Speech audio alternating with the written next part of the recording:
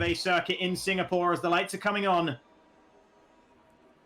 They go out, and we are underway straight away here. Vallu with a good start off the line, but Dougie Falcons look to have a pretty good getaway as well in towards turn 1. He's looking to challenge the Finn, and he bumps him wide, pushing him off the road through turn 2. He'll have the inside for turn 3, the soft tyres. Paying off there for Dougie Falcons off the line, and he manages to take P1 away. But will he manage it through 5? Yes, he does. Nice stuff from Dougie. Vallu will not have it all his own way here in this race. Peso still in third. Iceman fourth. Sepp up to fifth, with Simmons losing out 2 positions to Sepp and A2 UK behind. Ken has picked up a 5-second penalty for corner cutting and gaining 2 places. That's not going to suit him terribly well. Maverick has had a great start up into 12th. Yeah, it's just that car seemed to be trying to get away from him every single corner in qualifying. He was struggling to keep it pointing in a straight line. He might be struggling here, but no, it is Sepp that comes off worse. Up the inside into turn 5 he went. It was a bit of a bold move, and he ends up in the wall as a result of it there. Sepp was to be pretty happy with that one. He was given a bit of a squeeze in the braking zone, but here comes Vallu up the inside of Dougie Falcons into turn 7, and up into the lead he goes. Critical. And here we see Rafa Martins and over B, and no, that's gone terribly, terribly wrong for both of them. Omer's straight out of the race. He has lost one of the wheels off of his wagon. For the intermediate tyres, as the Dougie Falcons and Peso come out 7 seconds behind. Now, Iceman has put on the full wet, so Iceman clearly thinks that he gets absolutely breezed past there by Maverick. And he moves to the back end completely. If you can get the run, you can try to get alongside, but here comes JB looking for a move on the Alfa Romeo down the inside, nice and late on the brakes, but can the Alfa hold it around the outside? And the answer might be yes here, Jacob. Yeah, that was not kind from JB on the exit of turn 7, but there is enough runoff there that AJ has been able to fight back regardless. Still going side by side here through 9 that runs out of road on the exit, but AJ doesn't run out. That's a big moment for JB under traction as well. Sepp might look to get involved, but no, it's going to be as you were once we get down into turn 10. Sepp, where has he done that? That is on the exit of turn 3. Yeah, been there, and that's a safety car as well. Everything's going to start to Constantina up. And is it time for full wet? Yep. And Maverick, he's stuck behind Walter, who's having some kind of issue. And I don't know what's going on here. Maverick wants to get past, but Walter's just running really slowly. I know the two of them, they're in voice call together right now. Walter? Was Maverick behind him? What's happened there? Maverick's still going. Rafa Martins is into the lead. Rafa Martins has taken P1. I'm sorry. Oh, can you explain that one to me? The Haas driver's cutting turn 2, but he's into the lead of the race. There's P2 in the race. He's the second highest driver on the wet tyres round the outside of the right-hander into the Anderson Bridge. Max, stay out of the wall, please. And he pulls off the move. He's gained 5 seconds on these guys over the course of this lap. This is going to be a breeze past the rest of these, as long as he just has to make sure he navigates it safely. That is JB getting comfortably out of the way, allowing Dougie Falcons through, the sensible thing to do from the Portuguese newcomer to Premier X. This will be another one, surely. No, Peso is not so willing, as he doesn't let Dougie through, and he pays the price for it as he runs wide and into the wall. He's picked up front wing damage. Nevertheless, this is a good move from Kenneth. But now around the outside goes Kenneth. They make contact there. Matt and Kello not willing to just wave him past Vallu, because Vallu's heading into the pit lane there. He's had enough of those inters. He's throwing in the towel, and he'll need a towel when he gets into the pit lane to clean off that visor. By as much as Dougie Falcons is pulling away. AJ up the inside there into turn 7. They bang wheels in a major way. Max tried to turn in on him there, and they'll have to stick in behind. AJ making the move stick, and Ken is around the outside. He goes of turn 8, and he just about pulls it off. It's such a tricky traction zone on the exit. All their way. Checkwin still are trying to find a way through on JB's 2 tenths behind, and maybe into the Anderson Bridge. He can have a go round the outside. He'll try. He gets the cutback, gets the switchback, and he gets the move done. Coming into the pits. Vallu coming into the pits as well. After only a couple of laps on that wet set of tyres before going straight back onto the inters, I'm not sure the decision to pit has paid off for him. Tyres. So hopefully for Rafa Martins, he doesn't get a puncture. Let's see how he tries to play the strategy. As JB and AJ as well, trying to follow Kenners through, and he does so around the outside of turn 20. Dougie has closed down the gap efficiently here, with plenty of laps left to go to still get past the Portuguese driver and reclaim the top spot for the 3rd time in this race. And he does so. All of the drivers think it's time, though, for those softs. I think it's going to be about halfway around this lap when it gets to the point where the softs are going to go. So Dougie can still just push as he likes, and there is the DRS enabled. So the softs are just about coming into play right now. Let's see, where's it going to be? Dougie Falcons on the exit of the pit lane here with Rafa Martins. And Rafa's done it. He's done it by almost 2 seconds as A2 goes down the inside of Marinkello. Is that a safety car? Yes, it is. Late drama. So Rafa Martins has a time penalty. Vallu has 6 seconds of time penalties. Peso has none. And, well, all of a sudden, A2 UK might be in for P3, maybe P2. And Vallu's into the pits for fresh softy.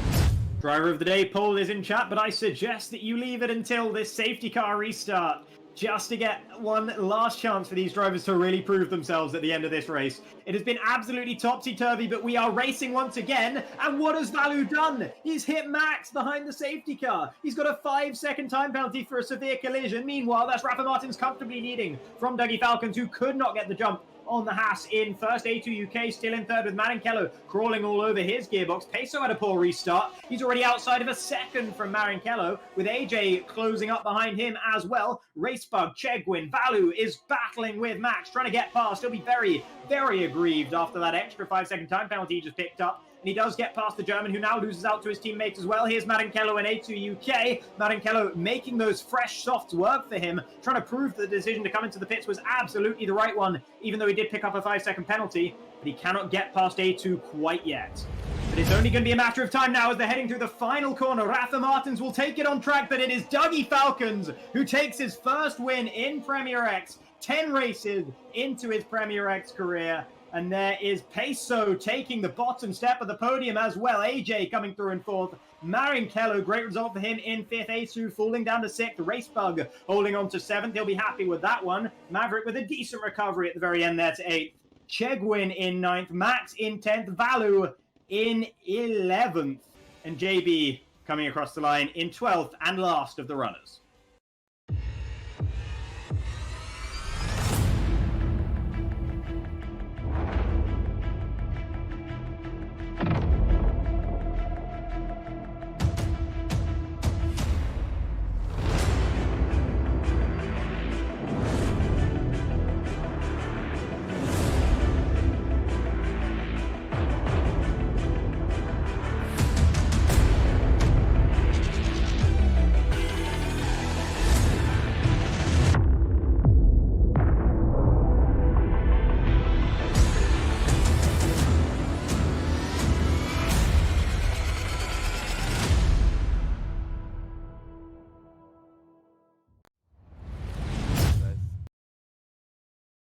Good evening, ladies and gentlemen, and welcome to round 8 of the FXR Premier X Championship as we get ready to head to the Sochi Autodrome for the Russian Grand Prix.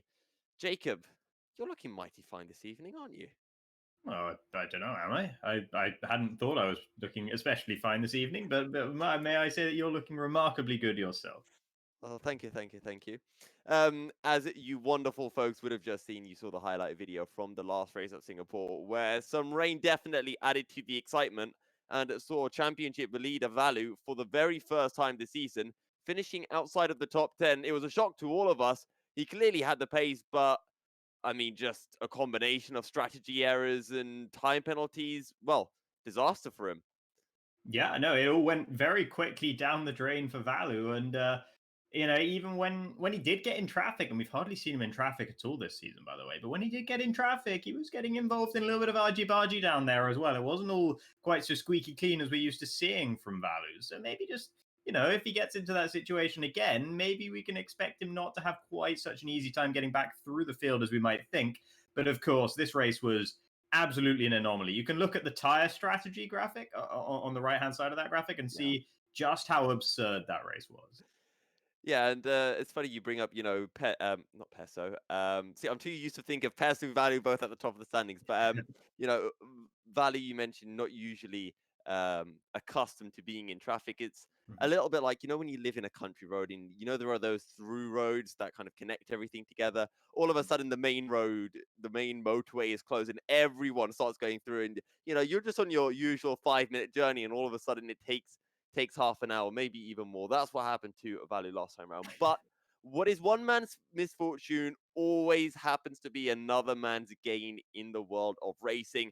And this time it was for Dougie Falcons, who was able to secure his first win of the season to become only the third driver in the entirety of the championship to have claimed a win. It's been dominated by Dougie Falcons and Calcifer. And now, oh, pardon me, it's been dominated by Vallu and Calcifer. Now Dougie Falcons can add his name to that list. Yeah, and not before time either. I mean, obviously, Vallu is a cut above in terms of general performance. He's deserved every win he's had. So if you look at it from that angle, you can say, well, maybe it's not before time. But I think Dougie, he came straight in Abu Dhabi at the end of season 1 and looked really, really strong there. And then throughout this season, he's always been there or thereabouts. If something like this was going to happen, and if it wasn't going to be Calcifer, picking up the scraps, it was going to be Dougie Falcons. And even if Calcifer was there, I think Dougie still would have won that race yesterday because he was just so good on those wet tires. It was really special to watch him. And he really rose to the occasion with style. Yeah, he did. I mean, he got the strategy absolutely bang on. It was only a safety car at the end that meant he was only 2 seconds ahead of Rafa Martins. Otherwise, it would have been a completely different story. And I've just realized, Jacob, I think Vallu is just so acclimatized to finishing first that he specifically finished 11th just so he can have more ones next to his name. Yeah, absolutely. I mean, that's twice as many points, right? If you finish 11th. So yeah, Yeah, that's I think you can be pretty happy with that performance.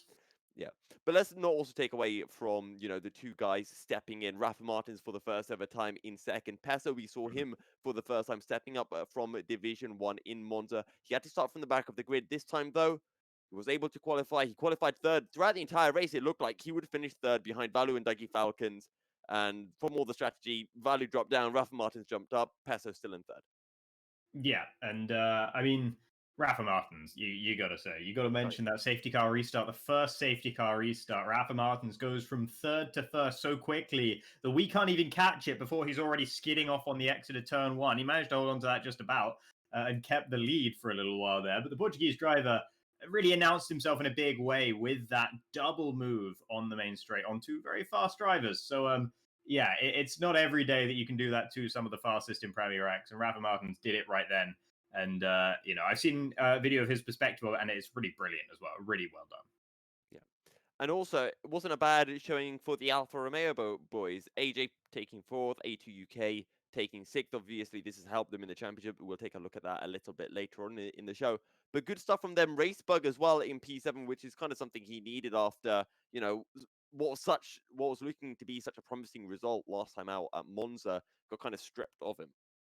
Yeah, actually, I mean, if we look at the top 7, I think maybe even top 8, no, top 7 drivers in that race, 6 of them achieved their best result of the season in that race. A2 UK is the only one who didn't. Now, of course, Rafa Martins Pezzo, relatively new. Dougie got his first win, so that one's obvious. AJ hasn't managed higher than 4th this season. Racebug hasn't managed higher than 7th, and Madankello hasn't managed higher than 5th. So, it was a big race for a lot of those guys, facilitated in part by Calcifer not being there, by Iceman having a really poor race, and by Vallu having quite a poor race, of course. But nevertheless, they really did step up, and it was almost a day for the little guy, as it were. Yeah. And I think that's always what you tend to see, whenever rain does come into play, whenever you do get these safety cars as well, strategy gets all mixed up, and it's the little guys who have to take those risks.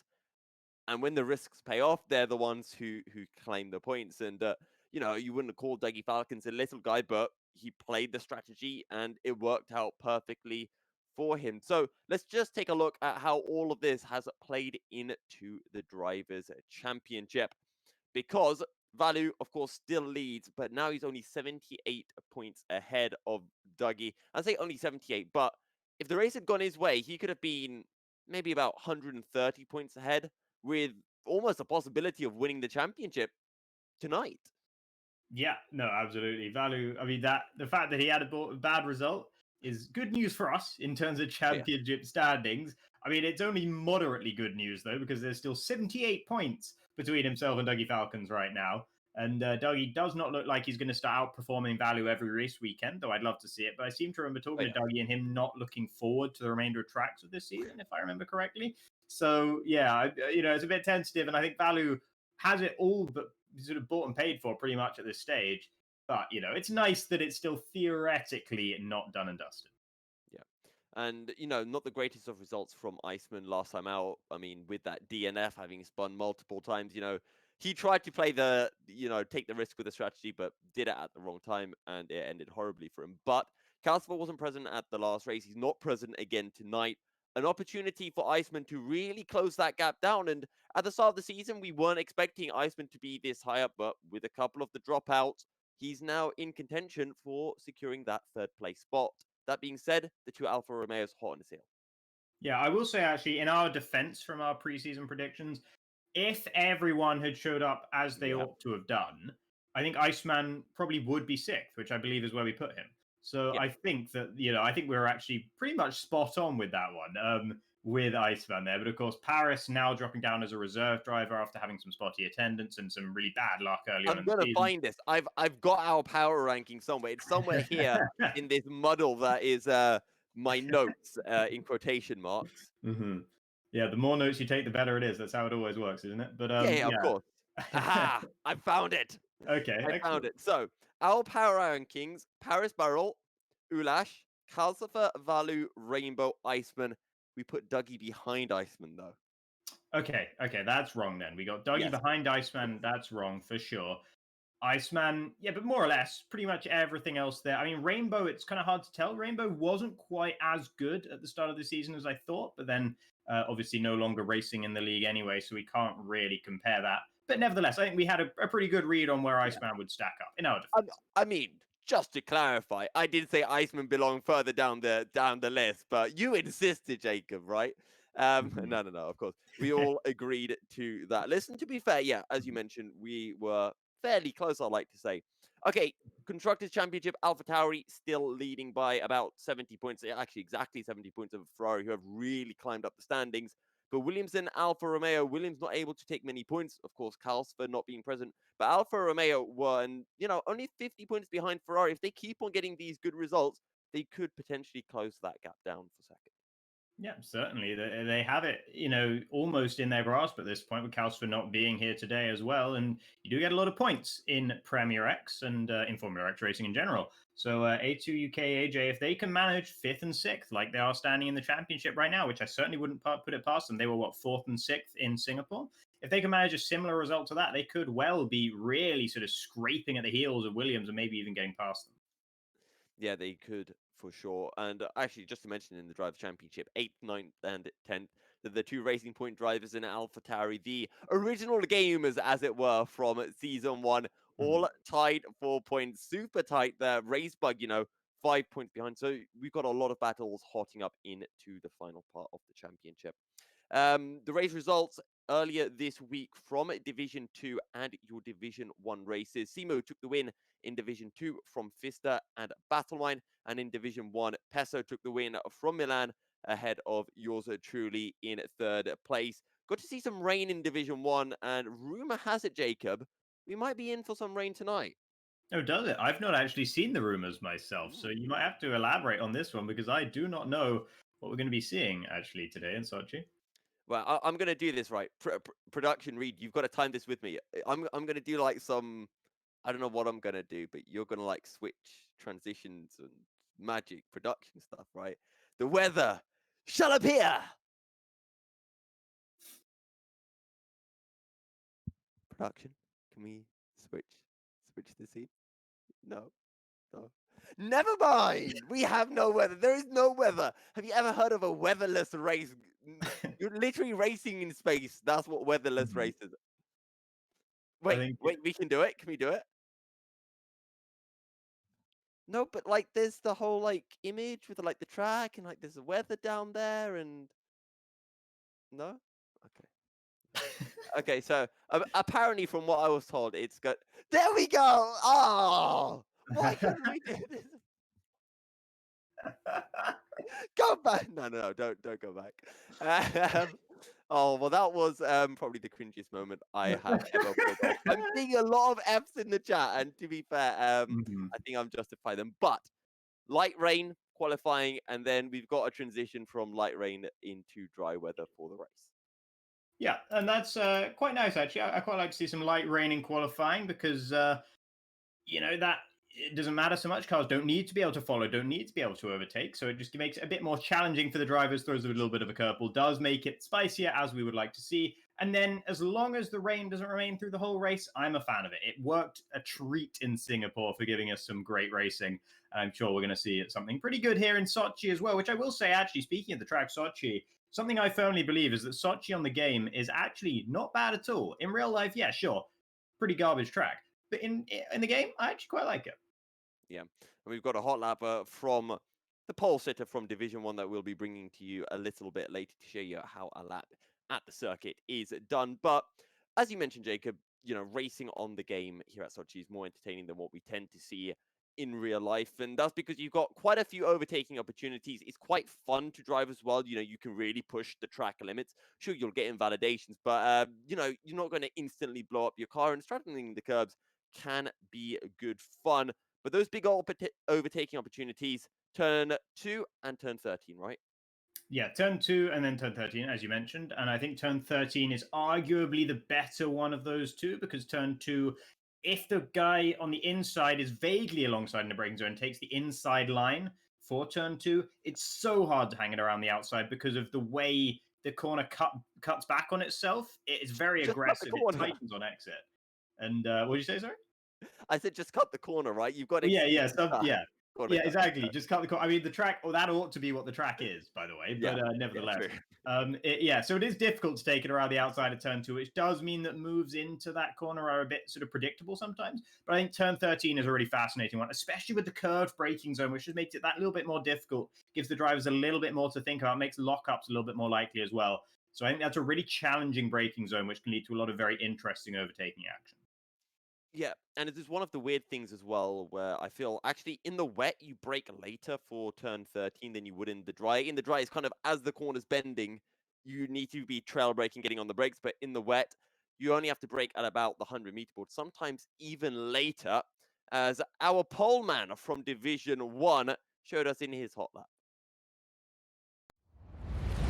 We're riding on board with the man who set the pole lap in Russia for Division 1. Once again, it was Peso. So, how did he put it off? Well, he's already set a personal best time of a 45.6, which sees him at the top of the standings. But is that enough?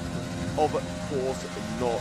7 minutes remaining in qualifying. The run it down to turn 2, braking at about the 100-meter board, dropping it down into second gear, and then short shift up to a fourth on exit. Get the power down, and through turn 3, one of the most fun corners, but you do have to give that little bit of a lift, otherwise the back end will step out. On turn 4, use all of the track as you gently ease the car in, using up all of the curb on the exit. You can really straddle it on the run in to a turn 5, dropping it down into third gear.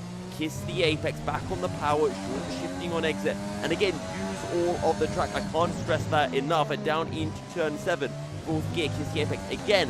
Use up all of the curb on the exit. Down into turns 8 and 9. You can use a little bit of that sausage curb on the apex. It doesn't really unsettle the car too much. Now down into a turn 10 and onto what would usually be the DRS straight. Again, you see Peso using up all of that track on the exit. Rushes the track limits. You can easily run wide and invalidate your lap time, but the quicker drivers will be those who are able to use the maximum of the circuit. Really late on the brakes, down into turn 13. Third gear and super gentle on the throttle through turn 14. This is the slipperiest part of the circuit. Into 15 and 16. Third gear, kiss the apex beautifully. Easing on the power now through turn 16. This time you don't use all of the track on the exit, and now it's 17 and 18 remaining. Nice and late on the brakes at third gear. Again, short shift up to fourth. Use up all of the track into the final corner. And again, ease on the throttle across the line to set a 144.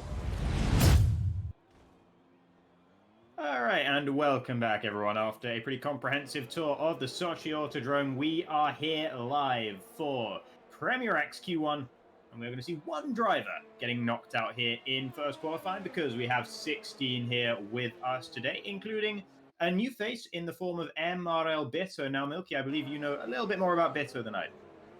Yeah, Bitto is a driver I've had the pleasure of seeing a couple of times. He's pretty quick, and I'm expecting him to be around the kind of pace of Peso, probably a bit quicker than Water. I know Water and Bitto have raced from time to time, and I think Bitto was the quicker of the two. So I think Bitter's going to be right around that kind of Iceman pace, a bit quicker than the likes of Luppy, but maybe slower than the likes of Simons. Oh, well, either way, that's going to be interesting to see them truly in the mix here. As we see, I did get a note from production going into this that Racebug was not the first driver out of the pits, which I am just gutted about. And what I take that to mean is that Racebug needed more time tweaking setup than the others. So maybe Racebug's going for a more wet setup, or maybe less of a wet setup than usual. Who knows? But if something's going on with the setup, that's my take anyway. That's my detective work for you. We're watching JB in... Oh, go ahead. I was just going to say, maybe because Racebug realized that how much you loved him going out at the start and how much you understood that he was the best driver, he's trying to save the best to last.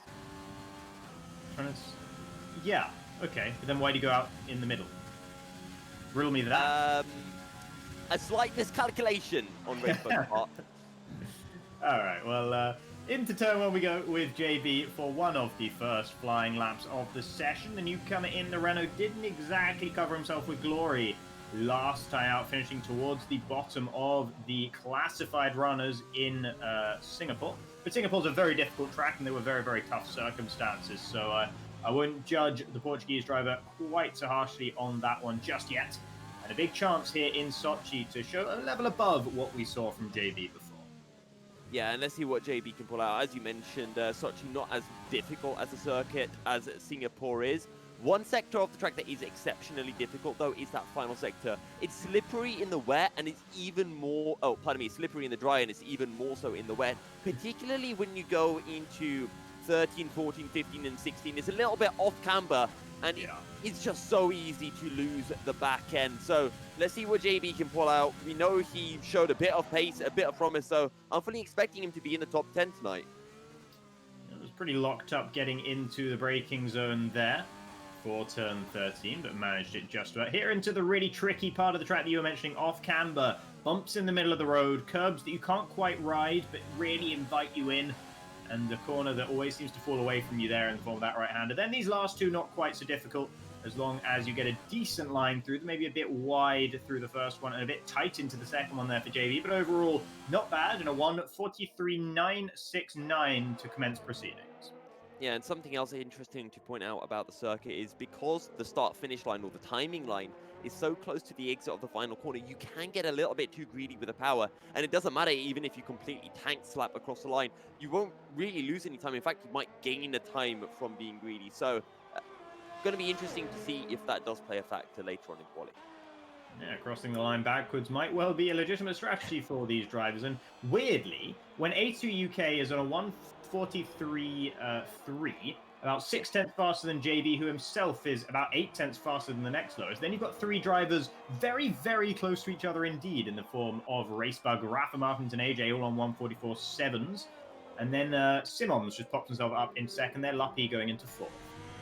Yeah, and you have to remember, though, it's where qualifying, the drivers are going to be putting on intermediate tyres. They're going to be looking to go, do 3-4 laps on these inters. So it's no surprise that we'll see a couple of drivers not having the quickest of initial laps. So fully expect them to improve, sometimes by even more than a second as they start their second laps. Yeah, Elon will definitely be hoping for an improvement of at least a second there in the McLaren. Currently almost 2 seconds away from the next slowest driver, so not the best initial lap of qualifying there for the Canadian, but plenty of time to respond. Interestingly, we've got Vallu going out early in this qualifying. Now, I can assume that is because of the intermediate tyres, because it's intermediate conditions rather, so there's not so much of a need to stay out and just try and run one single set of soft tyres as there would be in the dry conditions. Precisely the case. You can get out nice and early, just put in a couple of laps. Plus, I'm sure Vallu knows that he's going to be making his way into... Oh, I say he'll be making his way into Q2, but maybe not like that. He had a massive moment with the rear end. He keeps it on the circuit, though. To be fair, considering his value, I wouldn't be surprised if the Finn still ends up in provisional pole.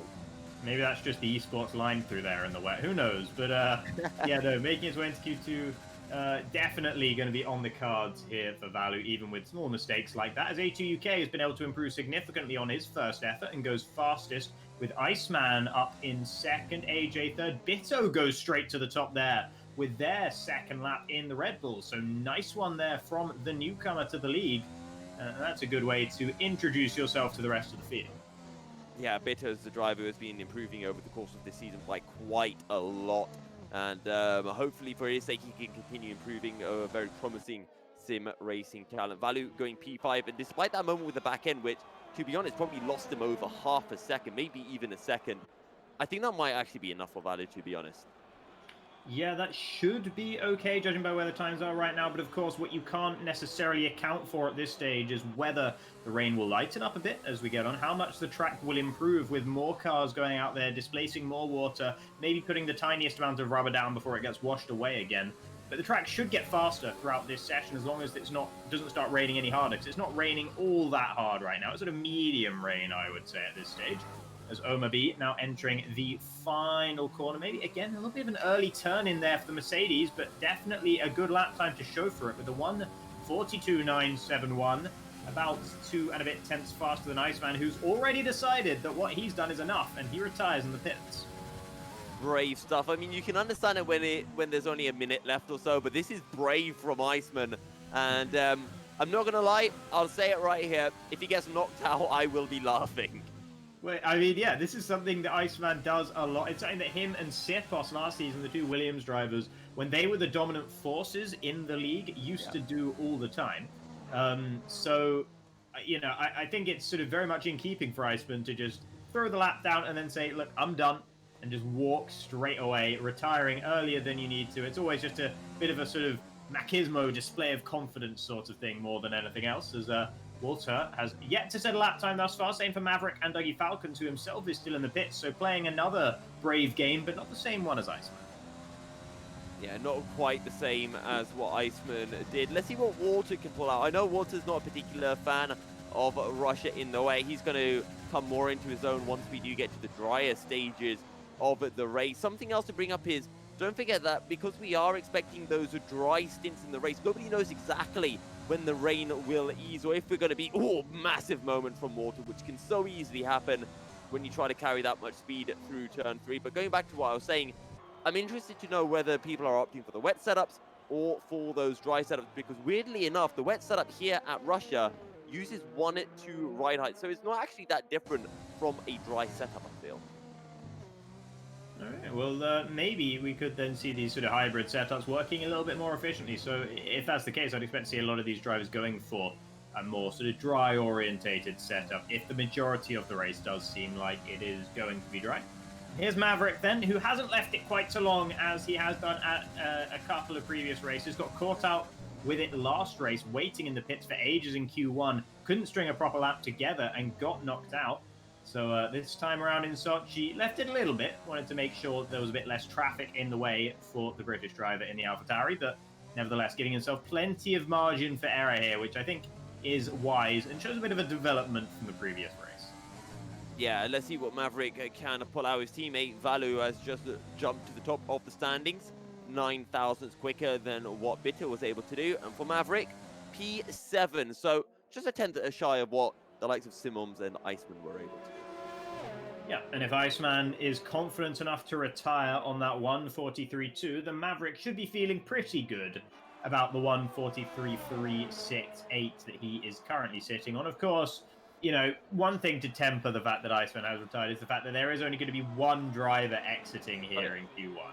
So, you know, I mean, it's very, very unlikely that it will be him at this stage, because there are still quite a lot of drivers sitting behind him in the standings. Dougie Falcons is one of those because he has not completed a lap thus far in qualifying. And here we see his first effort to do so as we enter turn 2, and a bit of a moment on the exit, actually not using all of the road on the entry to 3, taking a much tighter line, maybe finding a bit more grip in the wet there. Yeah, and I'm not quite sure why Dougie has gone for that. Maybe it's because you have to lift off anyway. I would have assumed that would be the slower way to take the corner, but Dougie seems to think that works for him. I would be interested at some point when Vallu is on a lap to ride on board with him and see just how much speed he carries through turn 3, because it is a real roller coaster of a corner. Also, speaking of Peso, he's not actually racing tonight, so the man who was able to secure a podium is not in the lobby. Maybe he'll join for the race. We'll have to wait and see. You know, yeah, I have had a couple of people not being able to make qualifying, but being able to join for the race in the last couple of races. So we may well see a couple more drivers lining up on the grid by the time we actually get to the race itself. We'll have to wait and see on that one. Dougie Falcons, his lappers look clean enough from the Ferrari driver, as you would expect from someone who won the previous race in Singapore, in conditions not dissimilar to these, although it did get a bit wetter than this in Singapore, and that was when Dougie really shone, was on the extreme wets rather than on the inters, but nevertheless decent in these conditions regardless, as he is entering the final corner, and up towards the line he will go, and that's good enough for third, a 1:42.591, only a tenth away from Vallu, and he'll be very happy with that. Yeah, and Bitter's just improved. He's gone quicker than Vallu, so exactly what we expected, Vallu, Dougie Falcons, and Bitter to be at the sharp end of the field, but we really didn't expect them to be this close to the championship leader. Surely Vallu has a little bit more stored in the tank. For sure. I mean, we saw the mistake on that first lap from Vallu, and then the second one came out, and there was an improvement. It wasn't a huge improvement, though, so I would expect to see a bit more from Vallu. I mean, it tends to always have it in the bag anyway. He always has something more to bring, an ace up his sleeve, something like that in qualifying. And I expect we won't see that here in Q1, although last time, actually, I believe it was Dougie Falcons who decided he had the ace up his sleeve and went considerably faster in Q2 than he had done in Q1. So maybe he is hiding something as well. Something else to bring up is I'm not quite sure how many intermediate tires everyone has available to them, but don't forget, you know, Bitter has done 5 laps on these intermediates. He needs to run intermediates in Q2. He'll probably want a fresh set of intermediates in Q3, and then everyone gets a fresh set of intermediates to start the race. So Bitter probably doesn't want to, you know, use up these inters too much, because he'll have to use them again in Q2 if he wants a fresh set available in the race. Yeah, and there are a few other drivers who have used their intermediate tires a little bit more than the average. Maverick is one of them, who's going for a 4th lap on this set of tires, having taken a bit of a cool-down lap previously. So just getting more and more used to the conditions, getting more and more practice in for what will likely be similar levels of rain in Q2. It is meant to be light rain throughout qualifying, so we shouldn't see that much variation in the quality of the track and in the conditions in the atmosphere. So it would make sense to get some decent practice in here, but of course, as you mentioned, you have to balance that with not wanting to use up too much of the life on that one set of tires.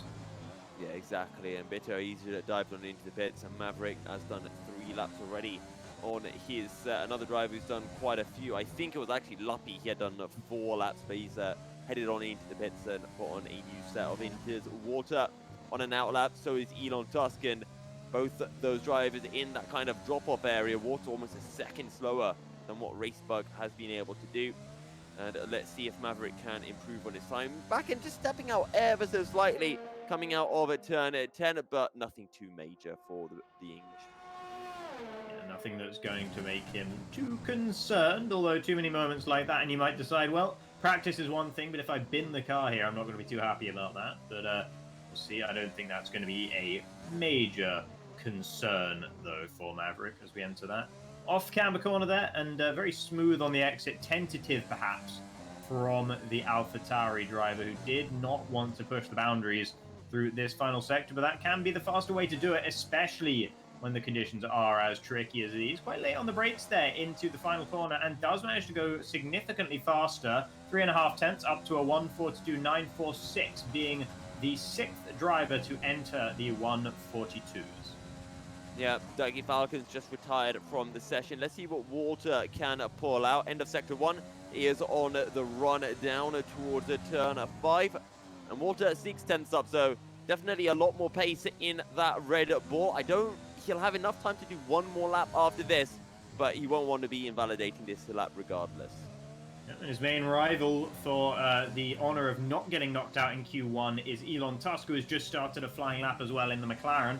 Elon has been slowly, after a slow start to this qualifying session, has been doing lap after lap, edging closer and closer and closer to Racebug, getting within 2 or just outside of 0.2 of a second now from the Portuguese Williams driver.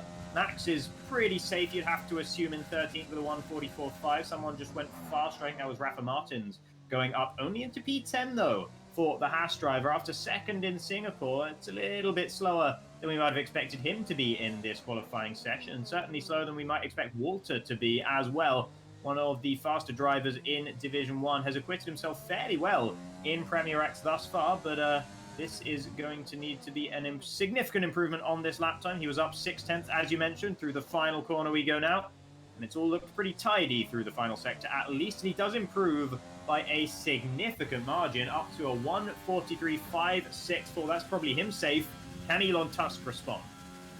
Yeah, let's see. Elon needs to find 2/10, and currently he's a 4/10 up. And 2/10 ahead of him is Racebug. There's Max, who is 4/10 ahead of him. JV Blessed, don't forget, has retired from the session. So if Max, Racebug, and Elon all improve, there's going to be absolutely nothing that JV can do to defend his position. Yeah, we will see, but Max and Racebug have both already done 2 laps on those sets of intermediate tyres, although they don't wear out too quickly, so that shouldn't affect them too badly on their final attempts. Here comes Elon across the line, and he improves up to 14th. Critically, though, slower than JB, so if both Max and Racebug are able to improve by enough, it will still be Elon Tusk on the chopping block and not JB. Although, actually, the checkered flag hadn't come out there for Elon, so he might be able to go straight again for 2 flying laps in a row if there's enough left in the battery for that. Here is Max then into the final sector. We are just about to go here. There we go, into the final sector, and he's already half a second down on his best time, so it's going to have to be one hell of a final sector to ensure safety for Max here, or else he's going to be very, very vulnerable to Racebug. Yeah, I don't think Max is going to be able to find that kind of time. Let's see. Racebug is about to enter Sector 3 himself, but he's invalidated, so Max is safe. Max will be progressing, and sadly for Racebug, the Portuguese driver will be out in Q1. Yeah, 2 drivers there who I would consider to be something of sort of qualifying specialists in the form of Max and Racebug. They tend to punch above their weight in qualifying compared to what they can do in the race, and Max recently has been kicking that trend a little bit in terms of the actual races. But yeah, really, really surprised to see Racebug being the one to go out here in Q1. Yeah, and he overshoots the pits as well, so I'm sure a bit of frustration will be kicking in. I know Elon Tusk is still on a lap. I wonder if he's got anything more left in the tank, whether he can improve on that 44.0. Still definitely giving it a push as he runs a little bit wide down into turn 15. Don't want to do that because that really just compromises your exit all the way on this straight on the run into 17 and 18. So Elon is going to finish this lap time then in the McLaren. And I think he improved. I'm not certain because, of course, well, he's still 14th. So if he did improve, it wasn't by very much. So maybe I'm mistaken there. But the Canadian squeaks through into Q2, and I think he'll be pleased with that.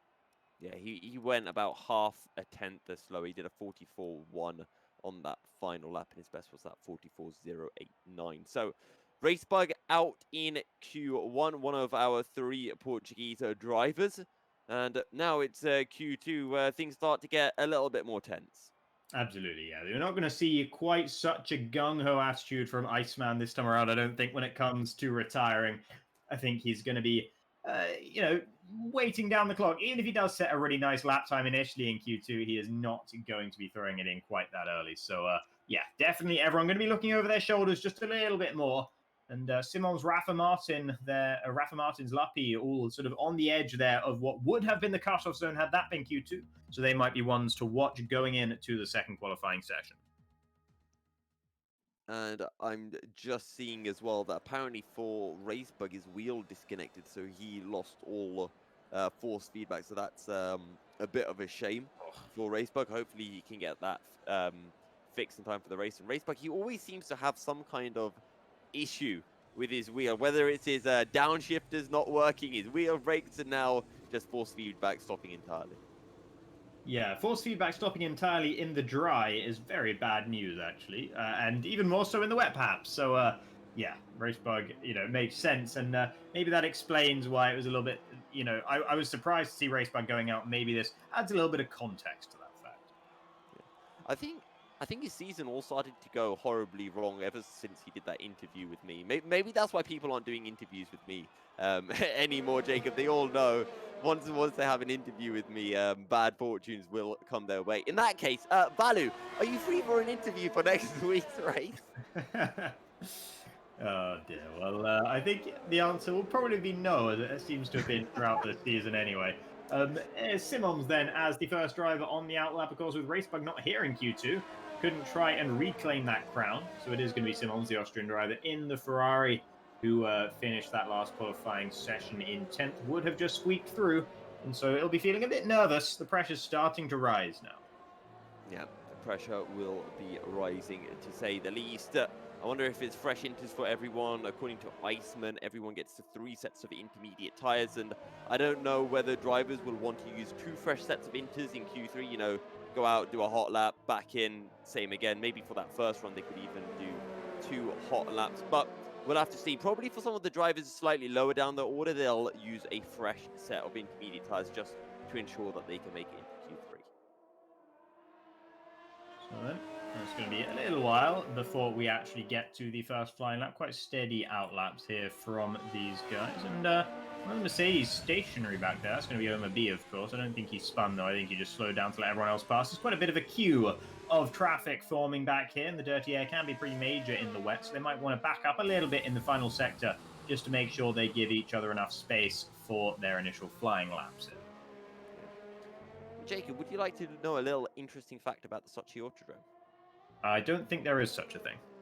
Yeah, no, there is. I was just going to say it's just built around the Olympic Park when Russia held the Olympic Games, which most people know, but some might not. And I thought, I can fill up the time a little bit here. So, yeah, there we go. To be fair, yeah, that's about the closest thing you can get to an interesting fact about the Sochi Autodrome, so I'll give you that one.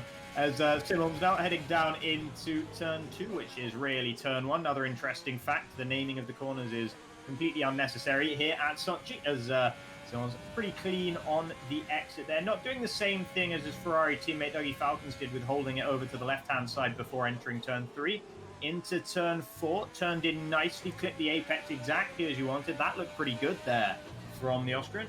Now turn 5, another pretty much 90-degree right-hander. Always invites you to take a bit too much throttle on the exit, but Simons was wise to that one. Curved braking zone here for 7 on the way through 6, and now down towards turn 8 we go. We have to be careful not to run too wide, as you can invalidate through there, but Simons very much keeps it all on the road. And now turn 10, important to get a good exit off of this one because you've got a big flat out section immediately afterwards. A bit too much curb on the inside there for Simons, led to a slight kick of oversteer on this straight, so we'll be losing a little bit of time all the way through this section until now, the braking zone for turn 13. Yeah, and here at the Sochi Autodrome in the wet, you want to be turning super early for the corners because you can ride so much of that curb on apex and even on exit. It's super important just to use as much track as possible, as I highlighted in that track guide with Peso's hot lap from yesterday. So Simons, it's a decent lap. Obviously, it's not super quick. We're still in Q2. Another session to come. You can see him turning in early for turn 17 and turn 18. Well, that's a lot of understeer coming through. 43.6. Faster than what he did in Q1, if I recall correctly. Yeah, but he's lost easily, 2/10 in that final corner there. He was on the brakes for too long, trying to correct the sort of half spin that was almost happening. Bit of a four-wheel drift. It was a really weird one, actually.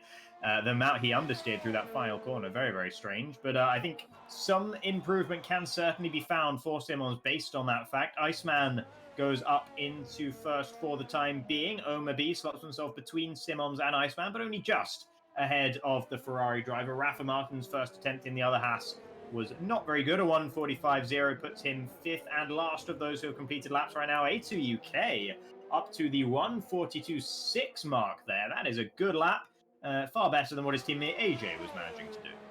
Yeah, I think Simons, Simons might have gone faster than he did in Q1. I got him confused with Dougie Falcons for a second. I was thinking, Dougie, that's weird. Actually, Jacob, I just thought of another cool fact about, a very surprising fact, actually, about the Sochi Autodrome. Okay, yeah, shoot, go ahead. So, did you know that at the Sochi Autodrome, they hold Formula 1 races? Well, I think that's actually... right? No, you see, I've heard that before. I think that's an urban legend. I think what they hold is Formula 1 processional exhibitions rather than races. Yes. It's an easy mistake. A lot of people make it, and I think it is one of those urban legends that you see flying around the internet. You know, WTF1 has a big graphic about it, and it's just not quite right, but you never know. No. As now Vallu is out there pushing in the Alpha Tauri, someone we're going to be expecting to comfortably make it into Q3 here. as he enters the second sector of the lap, and it's all looking pretty tidy, as we would expect from the Finn.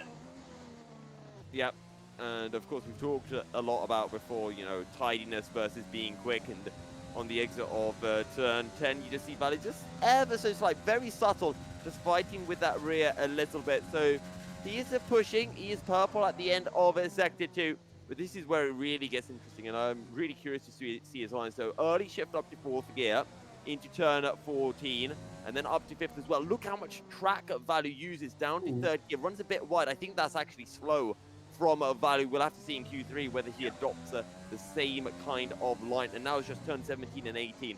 Early turn in for 17. You can see that there because you can use all of the track on the exit and into the final corner. Again, nice and early turn in.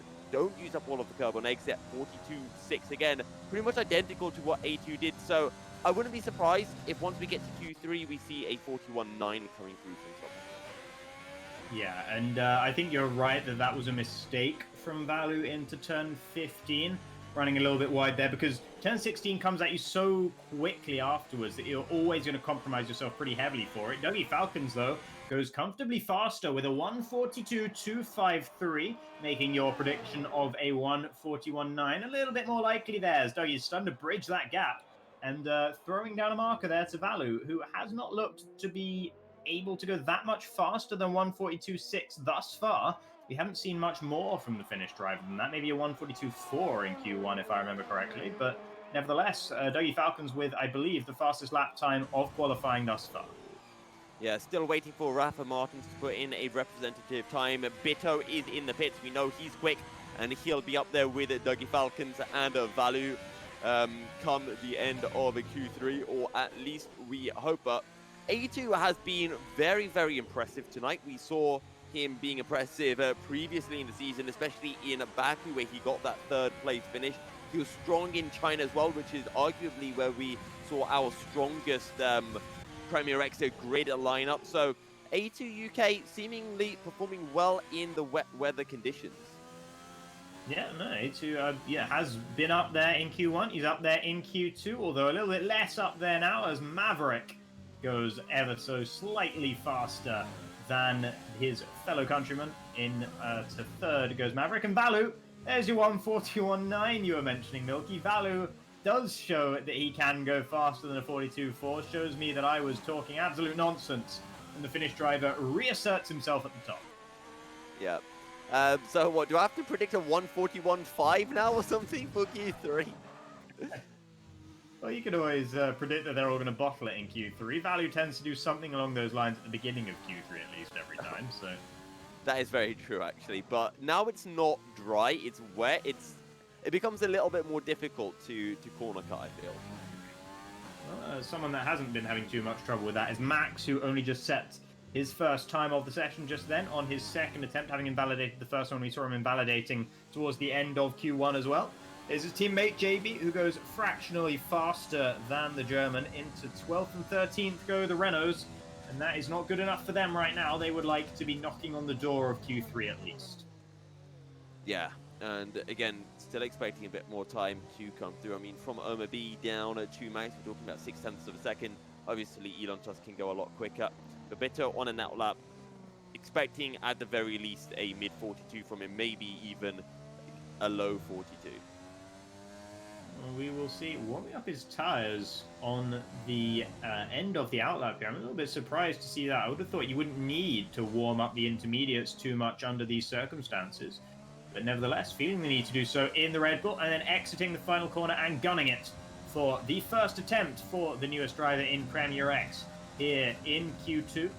Taking a nice tight line through the first quote-unquote corner as we head into the first braking zone for turn 2. A little bit wide, perhaps not using all that curb on the inside that you would like to see from the Red Bull, but didn't cost too much on the exit. Still was able to get the power down nice and early, and pretty committed there through turn 3 into the braking zone of 4. No dramas whatsoever. Big cut on the inside, but no invalidation. That's exactly what you want.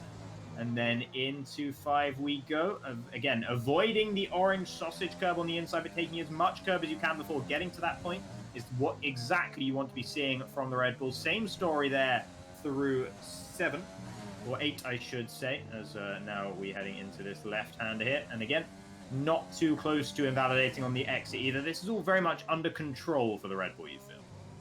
Yeah, it's been a decent lap there so far from Bito. He's kept it tidy, he's pushed the track limits as much as he has to. Something interesting I noted actually through turn 3, you see some different philosophies, we can say, as Bito apparently goes purple at the end of sector 2, and that may well be true, but some drivers, they'll just hold that throttle on, like, let's say 75% all the way through. Other drivers like a Bitter, you'll see his throttle fluctuating from about 95 to 70%, and he constantly goes back and forth over that range as he tries and searches for the grip.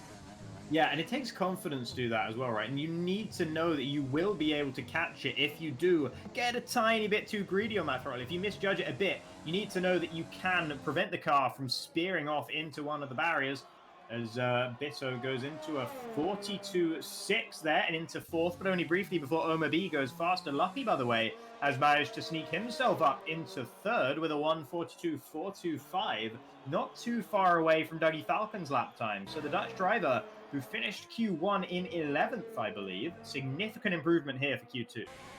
Yeah, and I'm so glad to see Luppy high up the order. This is what we wanted to see from him. We saw him that one time last season at Spa where he looked so quick. Vallu's retired from the session. He's confident with that lap, and rightly so. But, you know, Luppy performed so well at Spa. It was in the wet, and now we've got a wet race here at Sochi, and clearly Luppy enjoying the conditions.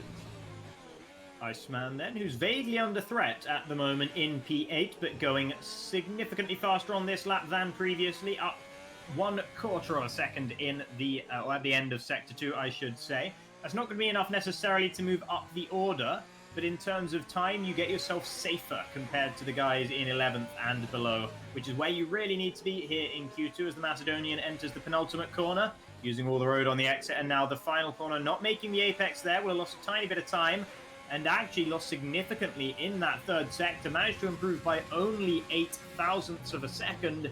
Iceman may be under a little bit of pressure when we get towards the sharp end of this qualifying. Simons cuts the corner there through 13, invalidates, and the Austrian in 9th also needs to improve.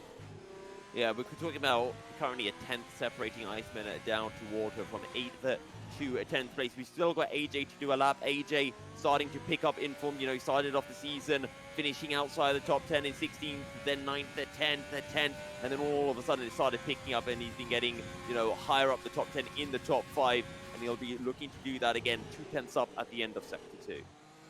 Bito confident enough in that 42.6 in 5th to retire from the session there.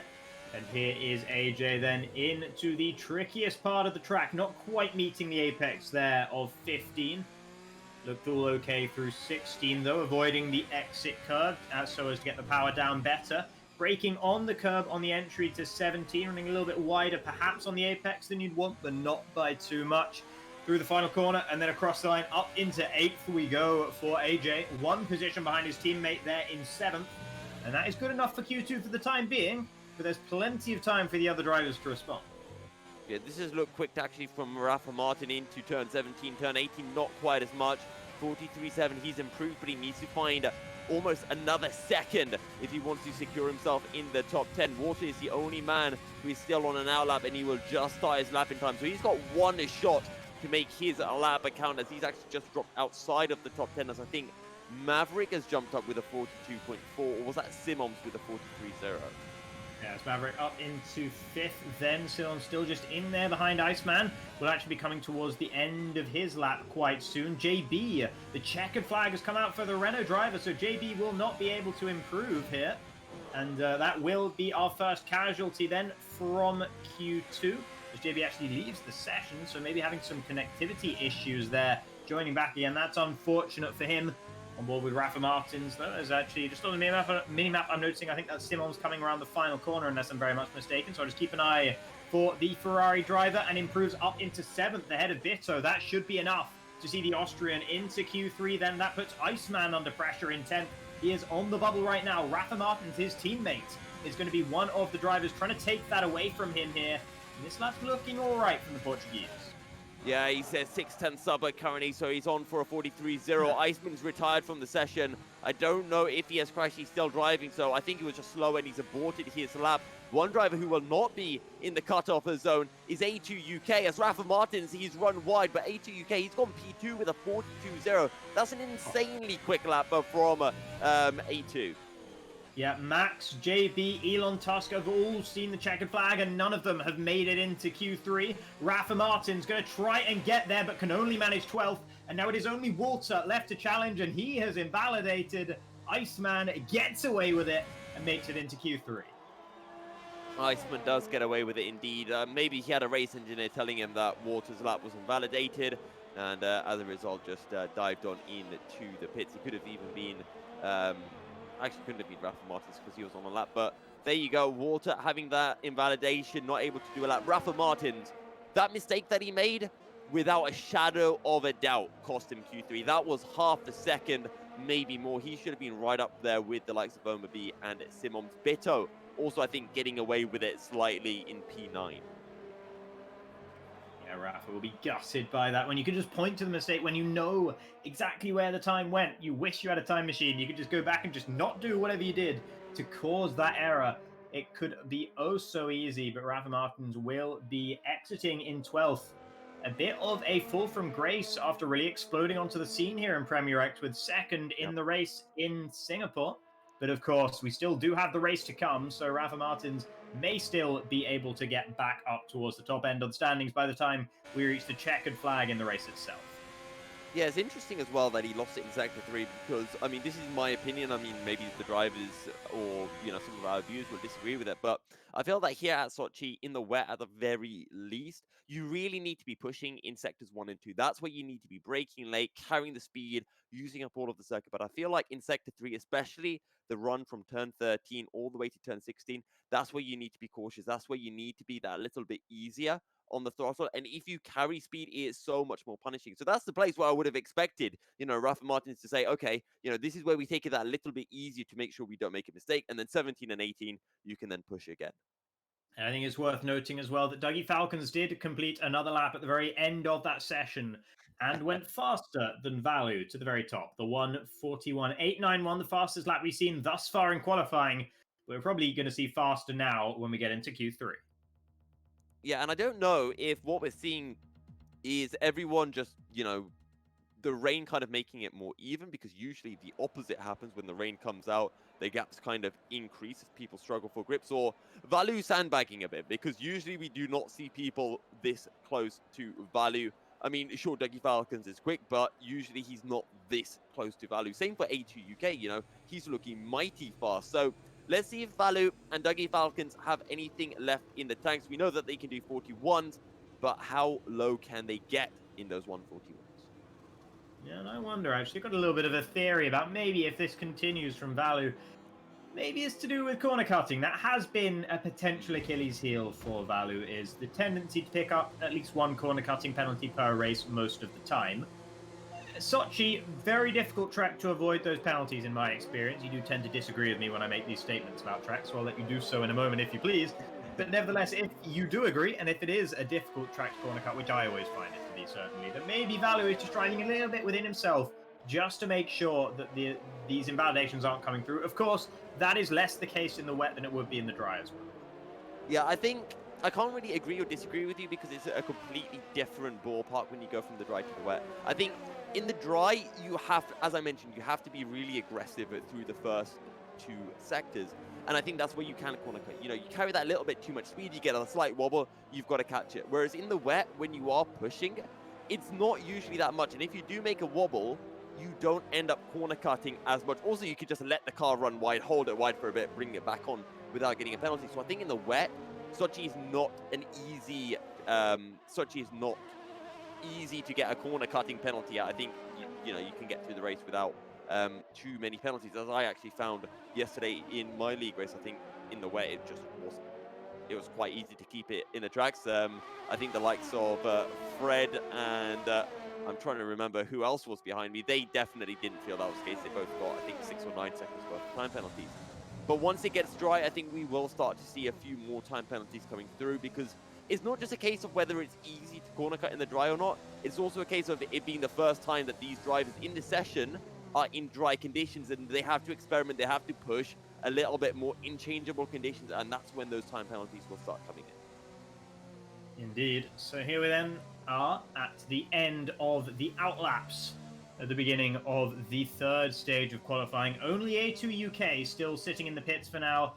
We are on board with our champion-elect in the form of Vallu, current championship leader, and looking good for it. Here in Sochi, though, might be under a bit more pressure from Dougie Falcons than he is used to. We'll see if he can rise to the occasion. I'd be surprised if he couldn't, to be honest. But here we go then into turn 2. The first major braking zone. Not cutting too much on the inside, running a little bit wide on the exit, maybe meaning that Vallu was able to get on the throttle a bit later than the Finn would have liked before entering turn 3, but it's less of an issue when turn 3 isn't fully flat.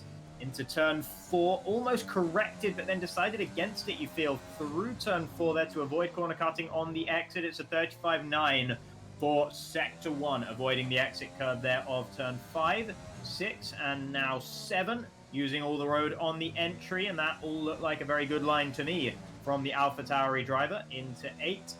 Ooh.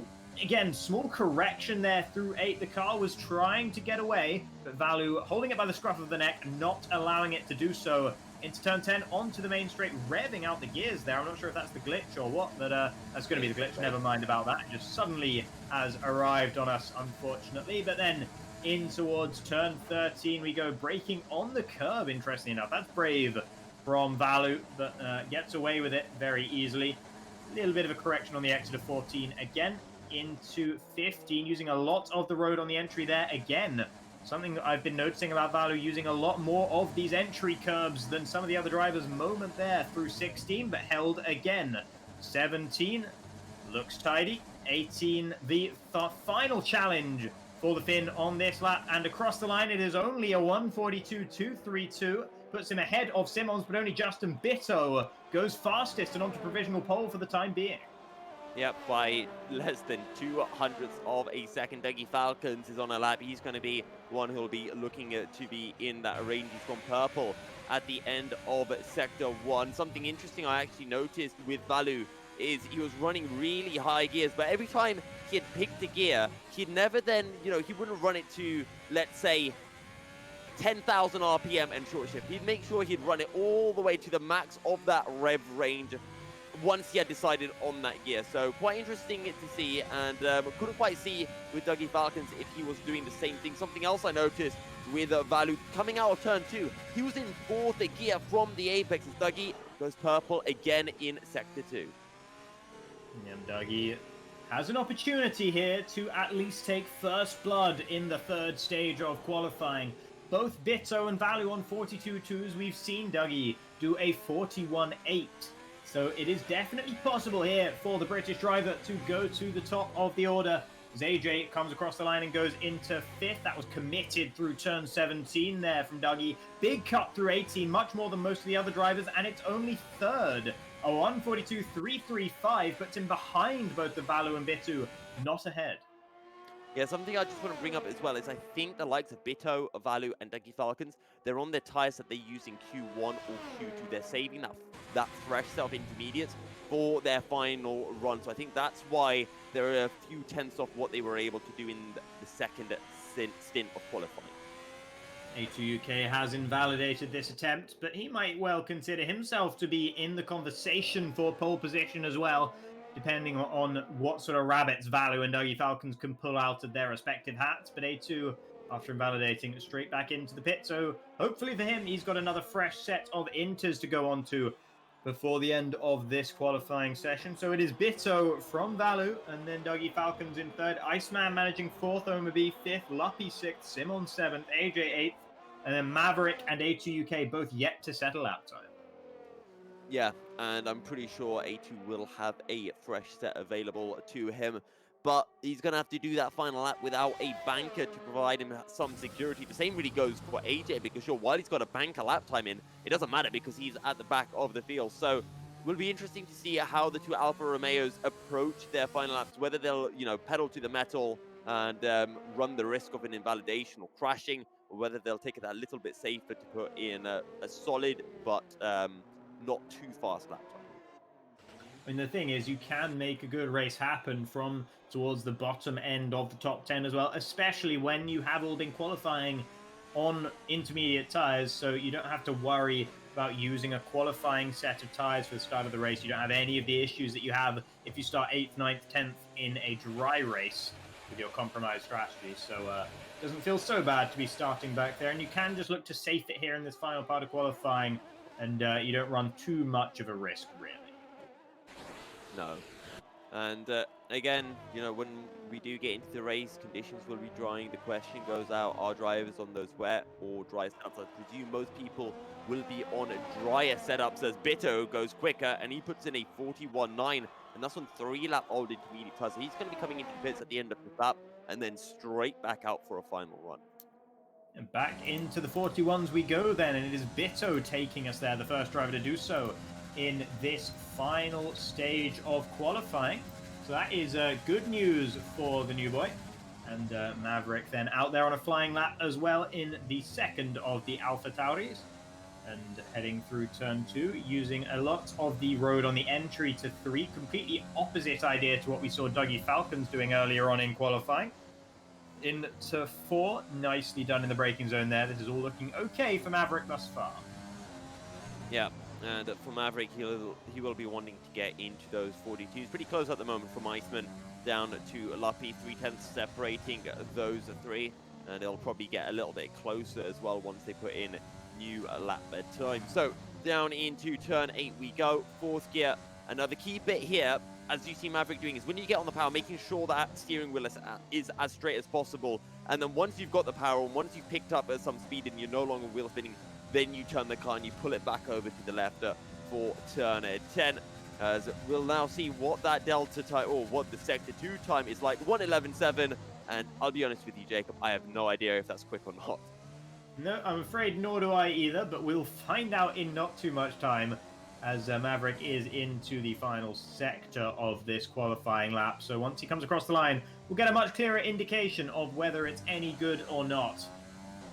And here we go then. This all looked okay in 15 and 16, now 17 once again. That looks fine, not using so much of the road on the exit as some of the other drivers. Bit of a cut through 18, but that's okay. And it is 4th, so it is a decent lap time from Maverick. A 1:42.536. Not exactly challenging the upper echelons, but nevertheless solid. Yeah, and Iceman has been struggling so far in this qualifying session. We would have expected him to be slightly higher up the order. You can see he's pushing that rear end, just wanting to step out. You'll probably see it again here. Runs wide, and he invalidates. He'll be able to do one more lap, but he was only 800ths up at the end of Sector 1, so he needs to find something a little bit more.